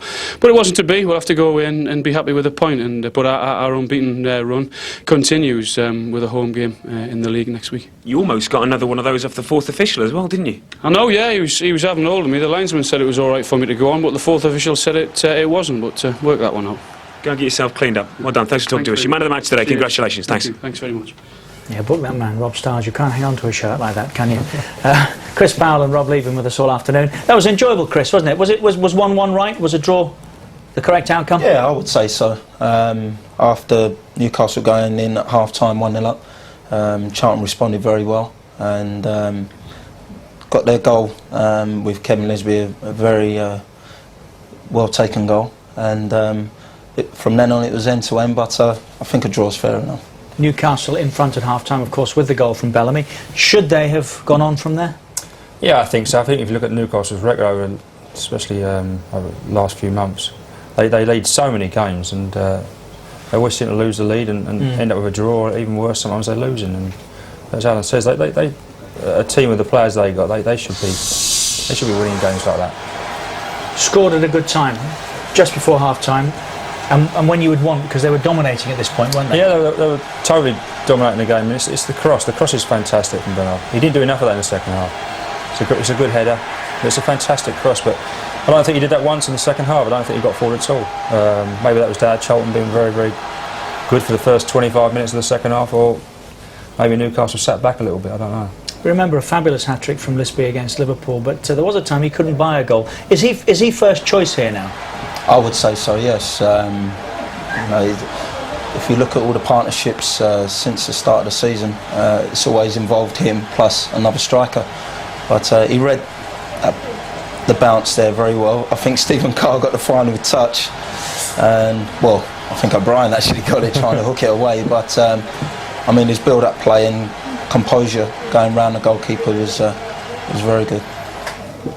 It actually probably was an own goal, wasn't it? I'm sorry to say, because everything else that went with it was 10 out of 10. Is it Stephen Carr's or Andy O'Brien's on? Carr's on target. Kevin will tell you give it to him, really. And then in the last 10, I mean, there was so much going on at both ends. It was difficult to keep track of it, but Romadal crashes one onto the bar here off Bowyer. Yeah, to be fair, we didn't see a lot of him, really. I mean, I was a bit disappointed in him because he's come with a good reputation. Charlton paid a lot of money for him. And I think this season, I don't think he's been in that great. And today, that was the only thing he done all game, really. And it's a fantastic strike, but we should be seeing more of him. Really. What happened here, Chris? I mean, 1, 2, 3 opportunities. Well, Alan, he's been in the wars today. He cleared one off the line, and then I think Holland just. It was John Fortune. Jeffers tried to turn, cleared off the line, and then Holland was slipping. Shay Given slits, hit the post, and in the end Miobi cleared it away. But it's a great passage of play, really. Graham Souness frustrated as he left, but we've seen that previously. Perhaps it had something to do with the free kick he thought they should have had late on. Perhaps, Rob, with the fact that they'd finished strongly and maybe felt they should have got more from it. Oh, I don't think Newcastle started playing until the last 10 minutes. I mean, last 10 minutes they must have had eight or so corners and scuffles. And here again, I mean, but Charlton does some great defending. Luke Young there chucks himself in front of it. It's another off the line, a little bit of a scramble. Great, I don't know who's picking Allen up. Straight off the line. I mean, as I say, the corners that came in, there must have been 8 or 10 of them, and all scrambles. Another, Charlton was chucking bodies in front. So it's very, very good defending from him here. I mean, I think it's Hardison here chucks himself in front of it. And it's a good Charlton defending very, very well. I think they deserved at least a point today. And nobody's won here this season. Southampton left with a point. Newcastle have left with a point. Now, you're okay here, Charlton, aren't you? Is this the base from which you have to build, and then believe when you're on the road that there's more to come? Well, I think that's what they have to do this season, because usually the home form hasn't been too good. It's been the away form that has kept the side going and kept the side in the Premier League. But this season, it's turned on its head, and I think they're looking to gain the points here and gradually get a bit of a solid base away from home. They've lost that this year at the moment, conceding 13 goals. So this draw today will give them belief, because it was a test for them, but they've come through it well. Newcastle still unbeaten under Graham Souness. Are they a different side under him? You would have thought so. First half you'd have said so, but they seem to be still making the same silly mistakes at the back, which I'm sure he'll be trying to eradicate. I mean, the goal, it was good play by Lisby. Really, both central defenders missed the ball, which I don't think we're too pleased with. Charlton came at him in the second half, first 20 minutes, and they coped quite well with it. But it's just silly mistakes that are costing them games and costing them points. If there's money, is that where it'll be spent in January? I've no doubt that they will spend at least 2 defenders. I think he'll try and do a few bits of wheeling and dealing and maybe swapping a few players, but I think he'll definitely be trying to strengthen his centre defence. And what should be the ambition this season for Newcastle? They should be vying for that 4th Champions League spot. I mean, as I said before, I mean, you Arsenal and Chelsea and even Man United are faltering a little bit, but I think Newcastle are better than Liverpool. I don't think there's no reason why they shouldn't go for the 4th spot. I mean, I think it'd be disappointing to see if they don't get it. And what about Charlton, Chris? Has expectation been raised here now?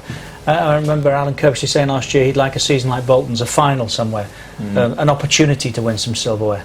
Is that possible? It's possible, but their recent record in the Cups isn't good. Since I've been here, we tend to get knocked out in the early rounds, so it would be great to have a good cup run for Charlton, but the expectation level has gone up due to finishing so well, finishing in the top half. I think the fans are always looking ahead and looking forward, and I think they want European football. I think that would be the next real big step for Charlton Athletic. That's fabulous, actually, isn't it, when you just think about that statement, that they want European football here now. That is a lot of progress. Here's the manager, Alan Kirkby, with Mark Bolton again. The top half. Alan, happy with the draw? Well, yeah, I think that we worked tremendously hard to get back in the game, and we did get back in the game. And I think as the rain came down, it ended up being a really open game. And we had our goal-mouth scrambles, which we couldn't quite score, and they had theirs. So I think both of us would have been really disappointed if we had come away with nothing. You seemed to get into them more in the second half. Do you think that was missing a touch in the first? Well, I think that we set off. I think Newcastle were a very good side. Let's not take that away from them. And they dictated most of it in the first half. They kept it better than us, and we were dogging it around and trying to win it back. To be fair, and the goal was a bit of a blow. They come in very quiet at half time, but we said, if we get back in this game, anything could happen. And they went about it, and we got back in it. And as I say, it went end to end after that. And I think myself and Graham would have been absolutely delighted with 3 points, or really upset with none. So perhaps it was a fair result. You've talked about the work ethic and that coming in and the penny dropping and all that. More signs of that today? Well, I think Danny Murphy has epitomised it. He came into our team 3 or 4 days before the season started. Hadn't done all the pre-season at Liverpool, and he's had to get fit in the first team. And I think he's shown now. He got a bit of criticism, unfair in a lot of quarters, but he got a bit of criticism, and I think he showed today what a good player he is. And he kept going. He had the work ethic, but he's got that little bit extra, which we're desperate to bring out. The same as Dennis. And if we can do better at home, which has always been our problem last couple of years, and get back on the road and get some points, then, you know, we can have a decent season. Just how important was it to get something, what with the month that you've got ahead now, because there's some big fixtures coming up? Well, they are. I mean, you know, every team would tell you, you know, sometimes you get a group of fixtures coming along and they're going to be tough. I mean, but the Premiership is tough. But yeah, we've got the top teams, and you know, but I think if you look at our record over the year, the last couple of years, we've done well against the top teams, albeit not Arsenal, but in a recent game. But we have done all right. So, you know, we'll take this point, and we've got another game next week. You did entertain us today. Thanks very much. Well, let's hope so. You know, as I say, I think that. Perhaps we've used the first 8 games and it's been a little bit like a pre-season for us. You know, people have been gelling, people just about got on first names terms, and you know, hopefully we can improve from now. Thanks. Thank you. One game to come from the weekend's fixtures. Sorry, Mark. One game to come from the weekend's fixtures. That's the Monday Night Football tomorrow. Portsmouth play Tottenham, but the Barclays Premiership looks like that this evening. It's Palace, Southampton and Blackburn in the drop zone. Norwich climbed out this weekend. Fulham are falling. It's just 1 win in 7 for them. Then it's the Baggies, Birmingham, Portsmouth, Villa and Manchester City down a place as a result of the point that Charlton gained here. They go into 10th. Newcastle and Tottenham change places. Ahead of Newcastle, no movement at all. They could have had 4th, but ahead of them it's Liverpool, Manchester United, 11 points back on Arsenal. Middlesbrough, Bolton and Everton, 5, 4 and 3. Chelsea lost for the first time, of course, this weekend, and they're 5 points now adrift of the champions, who are 49 matches unbeaten in the league. We're not finished yet. We'll hear from Graham Souness when we come back. He's still unbeaten during his time at Newcastle United. He'll take the point. Doubtless he'll tell us he probably should have had 3. And there was a row, of course, somewhere. Graham Souness next.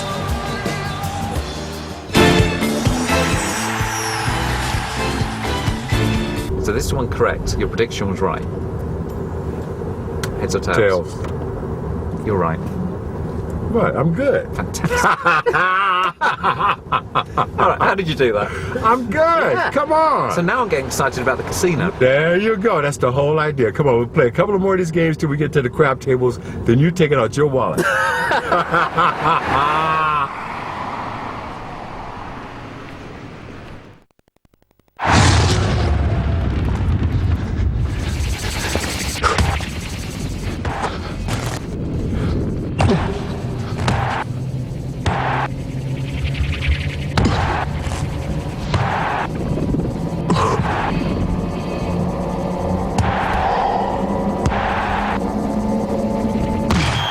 Great first touch. FIFA Football 2005.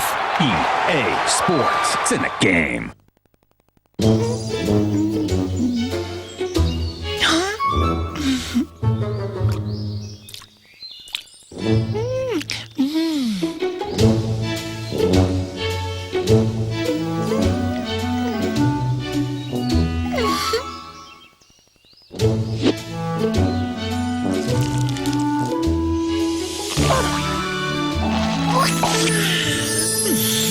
Red Bull gives you wings.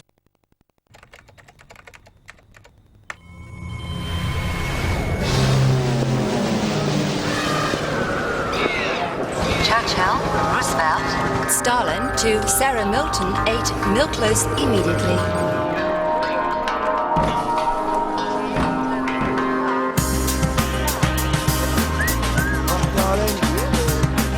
With broadband from BT, you can discover a whole new world right behind your phone socket. Number 1 in the charts, ham spanner to James Pike, 10 Low Street.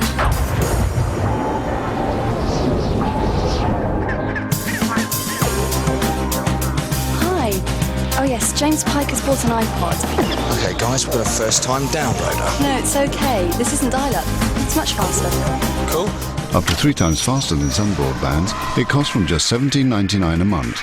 Visit bt.com and access the true power of broadband. BT, more power to you.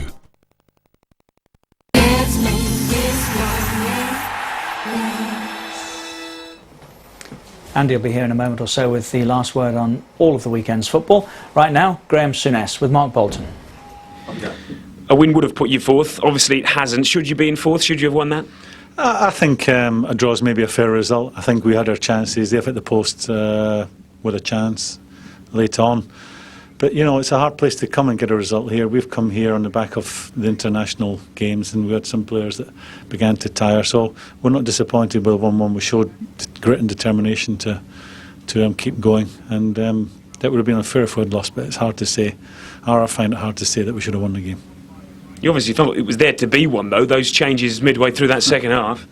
Well, you know, we introduced Lauren, and Lauren didn't start the game because of. We feel we have to be a wee bit harder to play against away from home, and when Lauren comes on, it's a win or bust situation. You know, we ask him all the time to do a bit more going back, and the more we ask, the less we seem to get. And yeah, we look threatening going forward, but I think you know, in an English game, first you have to be hard to play against. And when Lauren came on, I felt that, you know, the game was there to be won by both teams, and that's not really how it should be. Competition for places. Obviously, players want to be involved. Today, Craig Bellamy scored a goal, come off, didn't look particularly happy, but that competition, can it also have a disruptive effect as opposed to a positive one?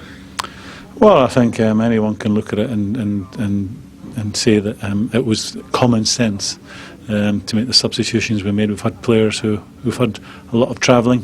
In some cases, some have played 2 very hard games, and I think especially the forward, which is the hardest place to play, and the type of player he is, where he relies on his zip and his enthusiasm. He's had 2 hard games. So I think it was a common sense one, that. How important to remain unbeaten? Very important. You know, we've shown grit and determination against a team who play in-your-face football. They never give you a minute's peace when you're on the ball, and you have to compete with them, and we've done that today. On another day, if Lady Luck had been with us, because I think they must have blocked 3 or 4 chances that certainly would have been, the goalkeeper would have had to have worked to keep out the net. We might win it, but I think a draw was a fair result today. You don't leave here disappointed. You look slightly down. Yeah, I am. Maybe it's maybe that's me. Maybe you know, you hope to win every game, and at 1-0 you're in the driving seat. We've conceded a fairly disappointing goal from our point of view. So maybe there's a wee bit of disappointment, but I know tonight when I have my glass of wine, I'll be a bit happier when I reflect on it, because I think we showed grit and determination to keep going in a very difficult game. Red or white? Only red. It's medicinal purposes. Doctor says I should drink 3 or 4 a night. I imagine that's not bottles. I'd imagine it's quite a nice vintage as well. You bet. Enjoy it. Take care. Cheers. Cheers. Thank you. I was about to ask whether he meant bottles or glasses, but I'm glad he sorted that out. So he didn't actually feel as though Newcastle should have left with 3 points, but the opportunity to do so was certainly there, wasn't it? Yeah, I think so. As he says, it was end-to-end stuff. I mean, the old rain came down and Charlton had a few half chances, and as he says, when Lauren comes on, anything can happen. He can either whip one in the top corner, or he can give away a goal, and you find yourself you've lost the game. So I think on the reflection of play, I think a 1-1 draw, that both managers are quite pleased, and they'll go away, and I think it's a point earned, I think. How long will it take him to produce a Newcastle in his image? I don't think it'll take him too long. I don't see him making wholesale changes. I think I've said many times, I think he knows he's got a very good squad. He just needs a couple of. I think in January he'll buy at least 2 defenders to strengthen his defence. I think.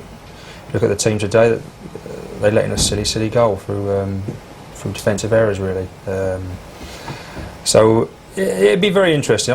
He might make maybe one more attacking player, but I say in the main, I think he knows he's got good attack and good midfielders, and I think his defence is where Newcastle have always been weak over the years. You mentioned Lady Luck, Chris. If it had been in Newcastle's, or if she had been in Newcastle's corner, they might have won. What do Charlton need right now? Just be a little bit more consistent than they are. Well, I think to have a settled side, I think the back 4 pick themselves at the moment, but the midfield has changed a lot. Maybe because of Holland being out for a while, and Ramadan has played wide left, wide right, and he's missed a few of the away games. So just need to settle down now, and you know, the side I think that was out today at present will be his first 11. So if they go up to Liverpool, that same side, at least now they're a bit more settled. But it's the away form which is paramount, really, to have to improve on. I mean, he has spent money, but largely like for like, isn't it? The same style of player going out has been replaced by one coming in. He's not really added too many personnel or numbers to the squad, has he, Alan Curtis? No, not really, and I've left at the moment, albeit temporarily. But I think, to be fair, and this is my own personal view, I feel, you know, Charlton missed Klaus Jensen. I think he was a very, very good player for Charlton, a key player. And Paolo Di Canio, you know, he had such good quality. Both those players had good quality. And, you know, they can just unlock one or two sides when things are quite tight. But I still feel Danny Murphy and Romadal, Kukuri and Hughes were the players that came in. I still feel, you know, there's more to come from those players. And Jeffers. And Franny Jeffers, yeah, I shouldn't forget him because, I mean, he's scored a couple of good goals already. He's had a slight problem with his neck, but, you know, once he's fit and raring to go, I think the squad's good enough to finish in the top 10, definitely. I think that'd be Charlton's problem, be scoring goals. I think they're very, very solid. They play a pressure game, but I think they're not going to score enough goals. I hear they're solid. Not been that well, yeah, but I just can't see them scoring. Lisby done very well today, but I didn't think he looked like scoring too many goals, and Bartlett as well. And I just think they're going to just fall a little bit flat for not scoring enough goals in the Premiership. Are you enjoying your time with the Hammers? Very much so, yeah. I didn't enjoy it yesterday. No. I don't think the 5,000 fans or the rest of the team, we didn't perform at all yesterday. QPR, to be fair to them, been very confident recently, and you know, they're on an amazing run, but I'm enjoying my time there. You're there for another month? I am, yeah, so we'll have to wait and see what happens after. And then back here for Christmas? Hopefully not. Don't tell Curbs. Thank you both very much. Enjoyed your company. Don't forget, very shortly, Andy will be with us in the studio here for his word, the last word, on all of the weekend's football. Why can't Arsenal do this in the Champions League? That's one of the questions we'll be asking.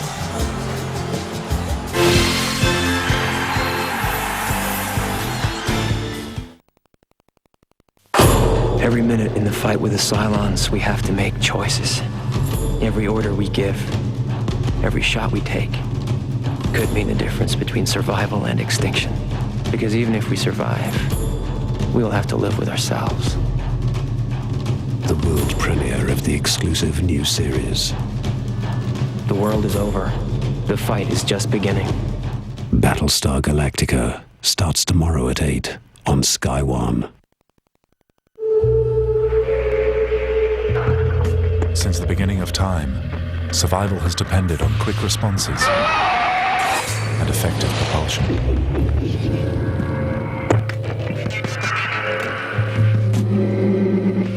Introducing the new Mondeo ST TDCi, the most powerful 16-valve diesel in its class. Quick responses save lives.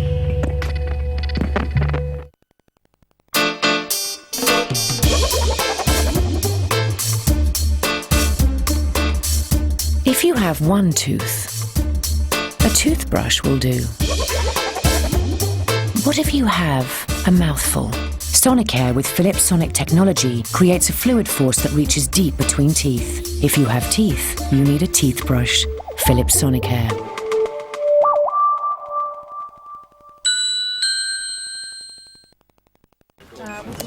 Interested in becoming one of the Army's technical specialists? Go to army.mod.uk for a free DVD.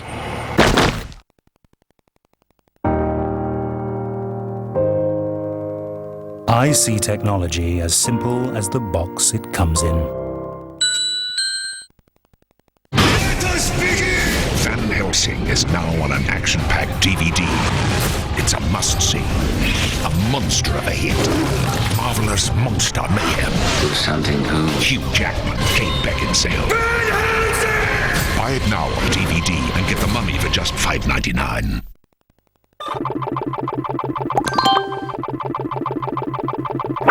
Make mini movies on your mobile. Send them to your friends. And get loads of minutes too. Turtles are great. You have a life, No television on Sunday. We're going to my mother's. but you also have your favourite TV shows. Philips DVD Recorder records and stores 130 hours of television. Recording is as easy as channel surfing. Watch whatever you want, whenever you want. No football Tuesday. Dinner at the Martins, 8 o'clock. If only everything in life was this easy. The kids want you to take them to football.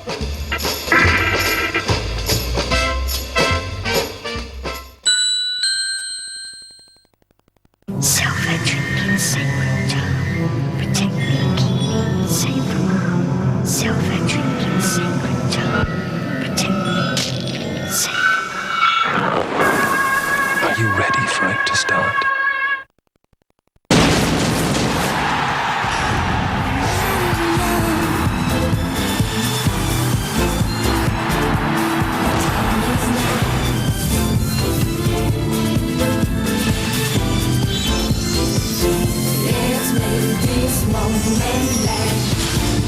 Yes, I want to know more. Let's make this moment.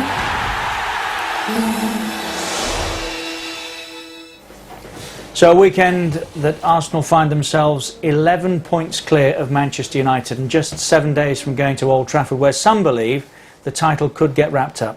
Not a bit of it. Manchester United, with all the big guns on the pitch yesterday at Birmingham, failing to find a way through against Steve Bruce's team. Everton have third place on their own, on the heels of Chelsea, who of course lost for the first time at Main Road, and controversially, we'll get Andy's thoughts on that in a moment or so. But first up, Andy, question that I asked the other side of the break: why is it that Arsenal look so smooth, so good, and have hit the heights that they do domestically, and yet in the Champions League again this season they've failed to do that so far? There might be many reasons, Richard. I mean, obviously when you talk of the Champions League, I think you have to look at a higher quality of player in general that they come up against, but that still shouldn't stop Arsenal playing the same way, having the same feel for the game.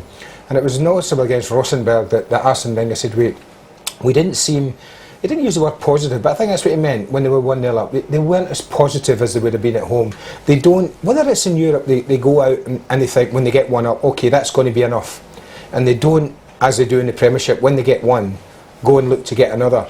Or, and you and I have talked about this, and we've debated this for the last couple of seasons since we've been doing the Champions League, is it the Dennis Bergkamp factor?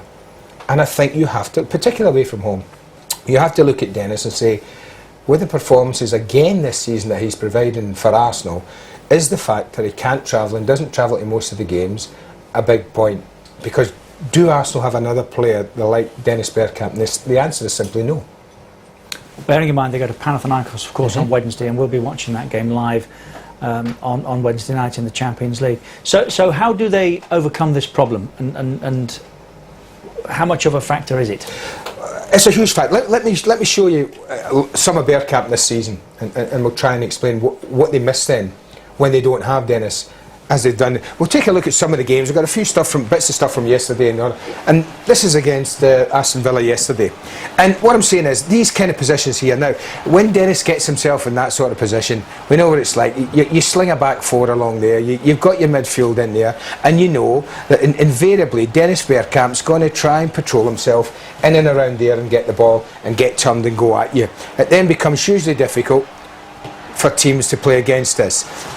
Great ability to run with the ball, and I think Dennis's biggest quality as far as Arsenal's concerned, I mean, he almost finds a way through there. Dennis's biggest quality is that I don't think he sees himself as a goal scorer. Invariably, Arsenal this year, Richard, have been a team where Dennis Bergkamp either plays the second last or the last pass to create a chance or an opportunity. Like here, edge of the box, he's facing people up. Now, instead of Dennis looking for shooting opportunities that don't exist, watch this. Is there a pass on? Yes, there is. And then Reyes only stopped by a good save again yesterday. Again here, you think he's going nowhere. And now I'm not saying that Arsenal don't have other players to do that, but he is kind of unique in his ability to create chances for other people. And I think that is what they miss. Ability to play high up the pitch. This is against Charlton, team we've just watched.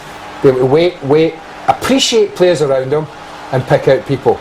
Again, there you go. There's the back line in. Well, two of the back four are in here. But what I said, you talk about players having a picture, players being aware. This ball's going to arrive at Dennis Bergkamp, and then he's immediately going to transfer it here. And not everybody sees that as quickly as he does. One touch, play. Now, that's two-touch football. Creates the opportunity for Reyes. And that's what I mean.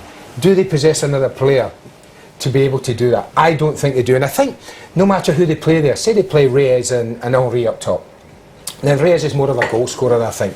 He doesn't possess the experience of Dennis Bergkamp at this kind of level to be picking a pass out. And Dennis Bergkamp gets more enjoyment out of picking a pass, or as much, maybe not more, but as much enjoyment out of sliding a pass in for someone else than he does from scoring a goal himself. Finals in Turkey this year, I'm just thinking he obviously won't play in too many away games, but would they ensure that he was available for selection should they make the final, and would he have to be?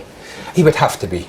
I mean, he would absolutely have to be. I mean, the final, fortunately for Arsenal and Arsene Wenger, the final is 10 days after the last Premiership game of the season. Trouble would be if Arsenal were contesting the FA Cup final as well. I think in those circumstances, should that be the case, that Arsene Wenger wouldn't pick him for the cup final. No. And might just say, Dennis, this is the European Champions. In fact, I think he said, hasn't he, he's not concentrating too much on the FA Cup at all this year. So he's got 10 days. But do you, having said what you have, do you genuinely believe it's a factor? I think it must be a factor. And I say that because of what they got, 29 goals in the Premiership this season. Of the 29 goals, I mean, the amount of goals that Dennis is involved in. And I say not the final pass maybe, lots of those, but either the final or the second last pass that creates a goal or an opportunity for Arsenal, invariably Dennis Bergkamp is in and around that. And when you take that ability out of side, and you can't replace it with equal ability, you can replace it with a different type of player, but you can't replace it with equal ability, then it must be a factor. Remember, this time next week we will have seen Arsenal play Manchester United. It's live. Next Sunday. Now, speaking of United, they had everybody available yesterday. They had 4 of the best strikers that play football in this country on the pitch at the same time. They still couldn't find a way through. In fact, this year it's just 9 goals as opposed to Arsenal's 29 in 9 league games. What's happening or what isn't happening? It's difficult to know. I think what you're finding with Manchester United now, you've got Zaha, Smith, Rooney, 3 new players getting to know each other. I know Zaha came back end of last season, but still relatively new to Manchester United. All getting to know each other's ability, all getting to know each other's runs, each other's skills, what they're best at, what they don't like, and I think that's a major factor.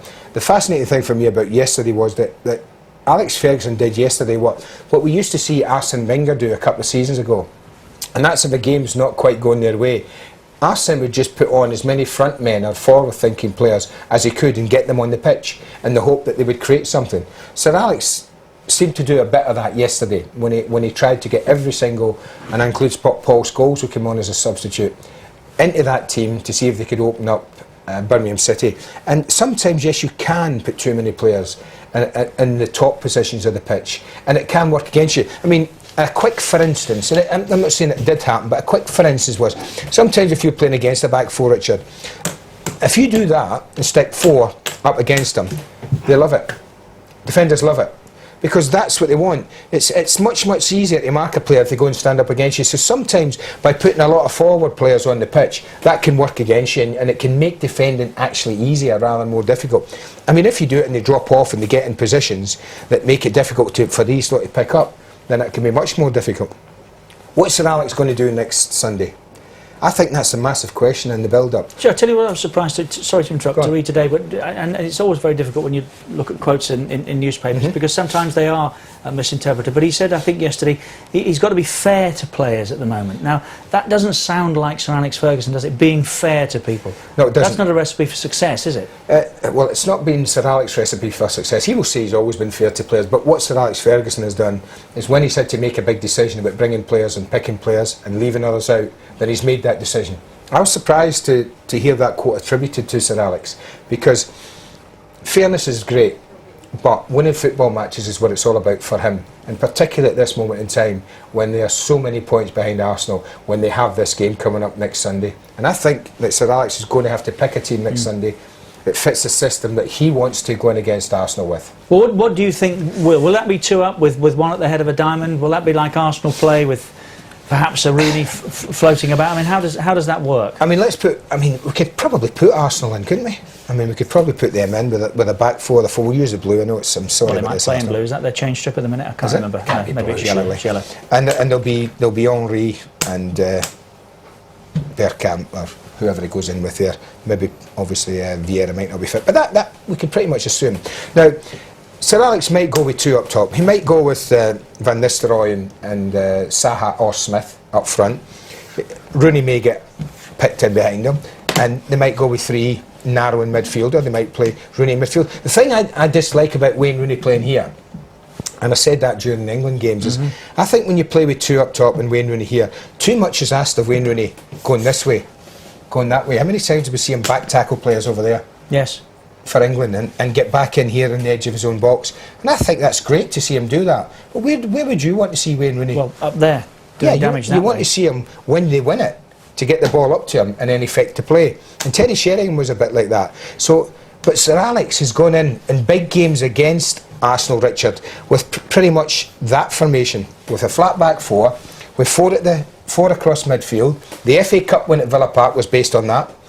Frustrating Arsenal across the middle of midfield, and Ruud van Nistelrooy up top on his own. They're at home. Sir Alex has already conceded they have to win this match. Have to win. It's a must win, even in October, for Manchester United. So what do they do? I don't know. I think, and I can't pre-guess Sir Alex. I mean, I think they've got to play Van Nistelrooy. He must play. You would guess in a game as huge as that, Rooney has to play.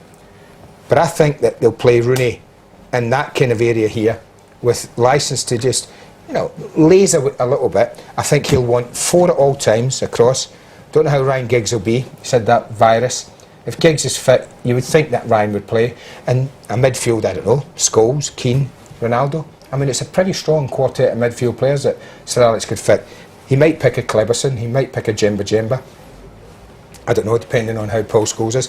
But I think we might see him go in with that sort of formation, with Van Nistelrooy up top on his own, with Rooney in behind, getting in these areas where he can really affect the play without, if he doesn't have to, without having him chase away back into these corners and then try and get forward and influence the play. But, I mean, that's the fascinating thing, because Arsenal know they don't have to win the game. They know that. They're 11 points clear. They'd probably take a draw, but such is the confidence in this Arsenal side that they'll look to go and win the game. How different is that when you play one in just behind a forward in that manner, as opposed to 2 up and 1 at the head of a diamond? Well, it depends how you want to play them. I mean, it depends as a coach or a manager whether you say if you play your 2 up top, their responsibility would be occupy the 2 centre backs and a full back if you can. If a coach says we'll give you licence to not defend too much, then what that does, Richard, gives you a problem. You would still, as a defensively, be okay. You get 4 against 3. You would only worry if, say, your full-back joined in the play and he was allowed to wait and you lose the ball. Do you understand what I'm saying? Mm-hmm. High up the pitch. Then you've got your 2 and then you've got your 3. And if he sprung off the back, you would be worried about that. So, but invariably, he's asked to do something defensively, certainly in our league. He's asked to do something. And he has to come back and defend. If they play the 1 up top, then there's less chance of him being asked to defend too much. He'll be asked to fill in a hole whenever you can, get in amongst them. But if it goes back in here and people run off, there's plenty of players to cope with them. When they get the ball, we'll get it to you, and then you do your stuff in that end of the pitch without worrying about what's going back there and what's going back there. I think that position there with 2 up top puts too much of an emphasis on Rooney to fill in holes in this 3 and have to end up in areas that he doesn't want. But I think it's a game that Sir Alex will look to be nice and tight. They look better at the back with Rio Ferdinand in there. Keane's looking much fitter. If Giggs and Scholes are playing as well, Sir Alex has got a pretty good team to pick from, but it's still a team that's got to beat the best team in the country at the moment. That's next Sunday, next Super Sunday. Manchester United against Arsenal is part of a double header that we have from the Barclays Premiership next week. First up are Saints and Birmingham. That starts next Sunday, 1 o'clock. And don't forget Arsenal, of course, Wednesday night in Panathinaikos, and we'll see how they go without Dennis the Menace. Now, Chelsea lost for the first time yesterday to a penalty that Jose Mourinho was not happy about conceding. There was also a matter of whether there should have been a sending off rather than just a yellow card. What was your view? Was he not happy about the penalty being given? He was not happy about the penalty given. I think the penalty being given. He felt the offence was outside of the box. Problem we've got. Here we go. It's a position now, Richard. That where are we? As he slips Gallas, right? Now you can imagine. Where's the linesman? See, he's not even in the shot, is he? See that right hand side? Is he on that side? I think he might be on that side because I didn't see him on the far side earlier. But he's not in shot, so I think he's on that side. If I'm wrong, I'll know about to be told about it. But when that ball's hammered that distance, Richard, and you're Nicholas Anelka, you're not going to keep up with him if you're a linesman, right? So we can see that the referee he's looking in at this from this sort of angle. He's got a great view of this incident, and I have some sympathy with Paulo Ferrara because as the ball skips away from them, Anelka does brilliantly. Because what does he do? Go right across the front of him. Yeah.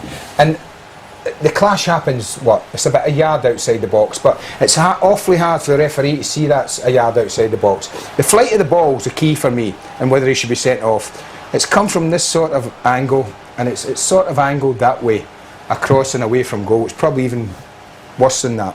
And I think that ball bounces again there, Richard. In fact, it is more. Now, I reckon if Nicholas Anelka had gotten on that there, he'd be doing well. I know he's quick, but the angle of his run, he'd been doing well. So I don't think that's a clear goal-scoring opportunity. I think if they had both been running that way and the ball had been going in there and it happened, I think you send them off as well as give the penalty. Right, okay. Right?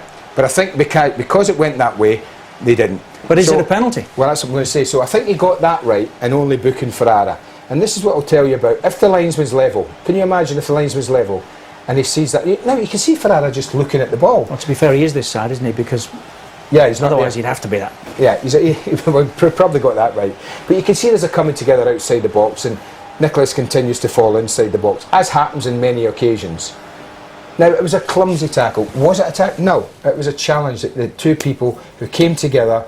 I think that it might have been allowed to, it might have not been a penalty, but I think from that far back, when the referee decides and blows his whistle, and he's that far behind the play, he's always going to give the penalty. I think that's a certainty. But he got 50% of that right. Yes, I think so. Booking Ferrara. No, I think he booked Ferrara, and I think he'll always give the penalty. Right. It's easy for us to look at that angle from right opposite it where the camera was and say, you were a yard outside, he got it wrong. But I mean, that's harsh on the referee. Chelsea are not going to thank me for saying that, but it's harsh on the referee. But what I've just heard, actually, hot news off the press, this is something that I think is going to change next season. That what's going to happen is if there's a tackle in the penalty area, anywhere in the penalty area, and a player is brought down and a penalty is given, then a yellow card is going to be shown. Where have you just heard that? I can't tell you, it's my sources are secret, just in case it's wrong. Well, I hope I'm right, because... well, no, then attribute it to somebody else in case it is. All right. Well, I've just been talking to Gerard Houllier upstairs, and he was asking what we were talking about tonight. So even people like Gerard watch the show. Good. And he said to me, well, that's something that's going to change, Andy. I said, oh, so my ears immediately pricked up as I thought, hot off the press. So what he's saying is anything in the penalty area is going to be judged as penalty, harsh enough with a booking. Good, that's it. So a yellow card will follow. But what they'll say is, if the incident happened out here, right, 18-yard, but outside, and somebody's gone through straight on goal, and he gets brought down from behind outside the box, then the referee will have the ability to send the offending player off. Right. Which is the thing, which is good, which is what we've always said. Somebody gets hacked down middle of goal, tracking down here, and as the last player hacks him down, then that will be a sending off. Penalty in the 18-yard box. Look for it. I hope this comes true. Otherwise, you and I. It's not your fault now. Yeah, you're right. It's not my fault. But if that's true, and I've got no reason for Gerard to think it other than it will be, then I think that's a positive. Right. Because we're fed up seeing people get sent off for no good reason. No, and we've said that for a long time. Now, United have only scored 9 goals. It's worse for Chelsea, despite the fact they've had more attempts at goal than either Arsenal, which might surprise one or two people, or Manchester United this season. They cannot buy a goal at the moment. So let me ask you that. Why not? Well, I don't know. It's staggering. I mean, we got here today, and I thought we were going to talk about Arsenal and their goals, and we thought Chelsea and Manchester United, and we both thought that the difference in the chances created would be hugely in favour of Arsenal. But the only difference is in the amount of times that Arsenal have actually worked the goalkeeper.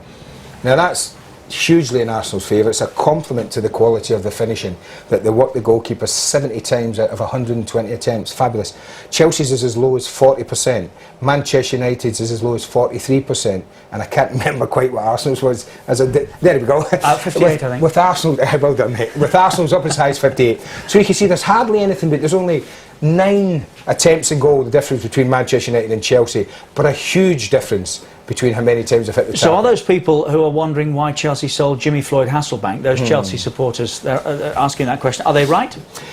They are at the moment. Chelsea have scored 8 goals. Jimmy scored 6 on his own. They're only the second hat-trick in the Premiership this season, and we're coming up to late October. Who's the other one? Yakuba. Well, good boy. I thought I'd catch it. Yeah, nearly. Yakuba, and I know it was one of our live games, I'm sure it was, against Fulham when he got the hat-trick down at Pompey. But let's look at Jimmy's goals from yesterday, because, I mean, they arrived right on time as far as Jimmy's concerned. And what I would say about this goal, you talk about defending, Richard, right? Now, this build-up, as it's... Hold on, let me just take that ball back, because you know how I often talk about defending and how you can't step out unless you know what's behind you? Yes. Well, obviously the full-back here is looking straight across the pitch. He can see everything. He can see the ball.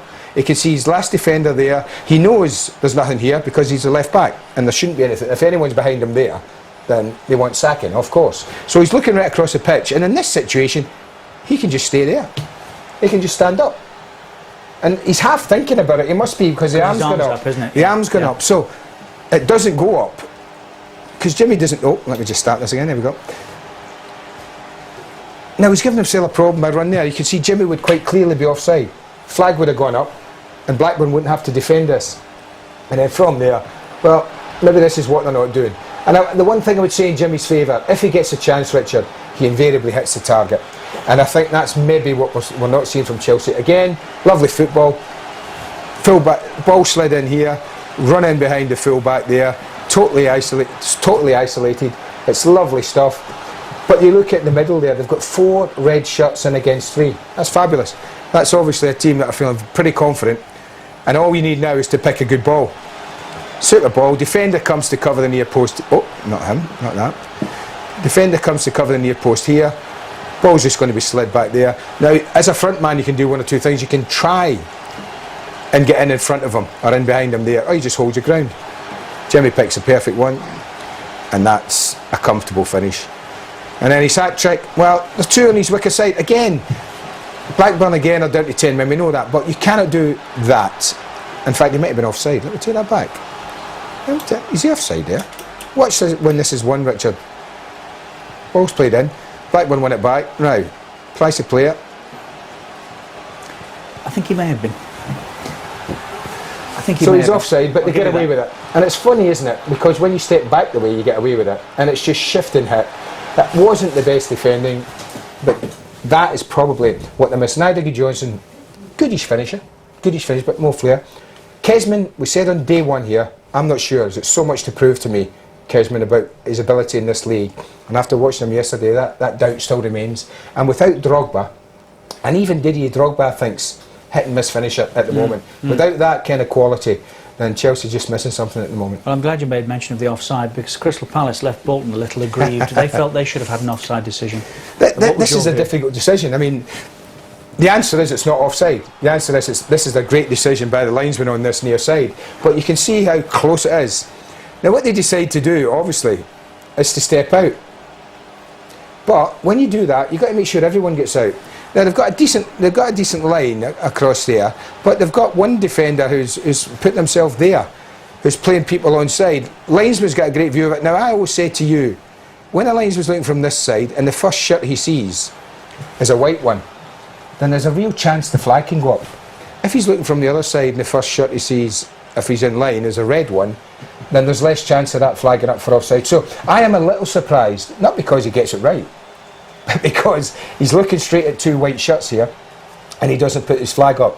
And it must have been very difficult for him to see the player in the back post there. But Kevin Davis, who's the second one nearest goal, I mean, goalkeeper slips, Kevin gets a little header in. We can see quite clearly it's a decent goal, it's a right decision, but very, very close. Can you defend like that? I think in the modern game, you know, when people who are offside but are coming back are not given offside, I think rushing out is a waste of time. I think it's wrong. If you're going to do it, get yourself higher up the pitch, get a good starting position and defend the thing properly.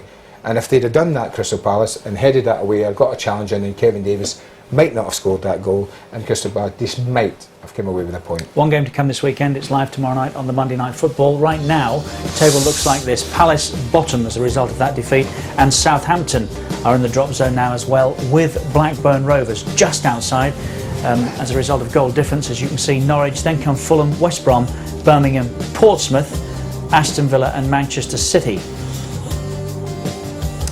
Charlton into the top half as a result of their point against Newcastle today. Spurs down. Newcastle take 8th place, could have gone 4th, would have gone 4th with the win. Ahead of Newcastle, Liverpool who came storming back at Craven Cottage yesterday. Manchester United 6th, 11 points back on the champions. Then Middlesbrough, Bolton and Everton, and those 3 have been there or thereabouts all season so far.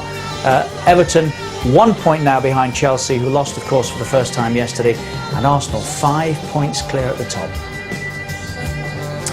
Monday Night Football tomorrow, confirmation comes from Fratton Park. It is Portsmouth against Spurs. 7 o'clock start as usual on Sky Sports 1. And the Champions League is back Tuesday and Wednesday night. Tuesday night we have 6 live games. Main focus of attention, Real Madrid and Dynamo Kiev on Sky Sports 2. On Sky Sports Extra, it's Juventus against Bayern Munich, or you can choose to watch one of the other 6 Leverkusen meet Roma, Ajax meet Maccabi Tel Aviv, Monaco play Olympiacos, and it's Fenerbahce against Lyon. That's Tuesday night. And Wednesday, that's the one we were talking about, Arsenal against Panathinaikos. It's on Sky Sports 2. Chelsea play CSKA Moscow on Extra. That's also the place to find Celtic's game against Shakhtar Donetsk. And Milan's against Barcelona. PSG meet the champions Porto. It's Valencia against Inter, Rosenborg against PSV, and Anderlecht against Werder Bremen. And of course, by the time we go at 11 o'clock, we'll have seen all the week's Champions League goals.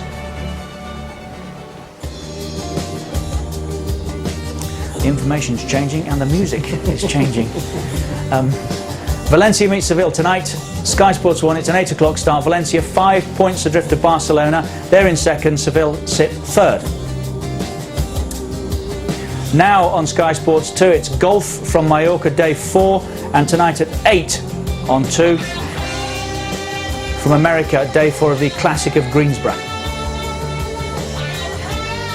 It's Indy Racing on Sky Sports 3 now, the Chevy 500 Series, and on Sky Sports Extra, NFL, our usual double bill. It's Cleveland against Cincinnati, Oakland against Denver. And that's just about it from Andy and myself. We'll look forward to your company on Tuesday night. Don't forget Monday Night Football tomorrow with Ian Payne. Here at Charlton, they've been celebrating today 100 years of pride and passion.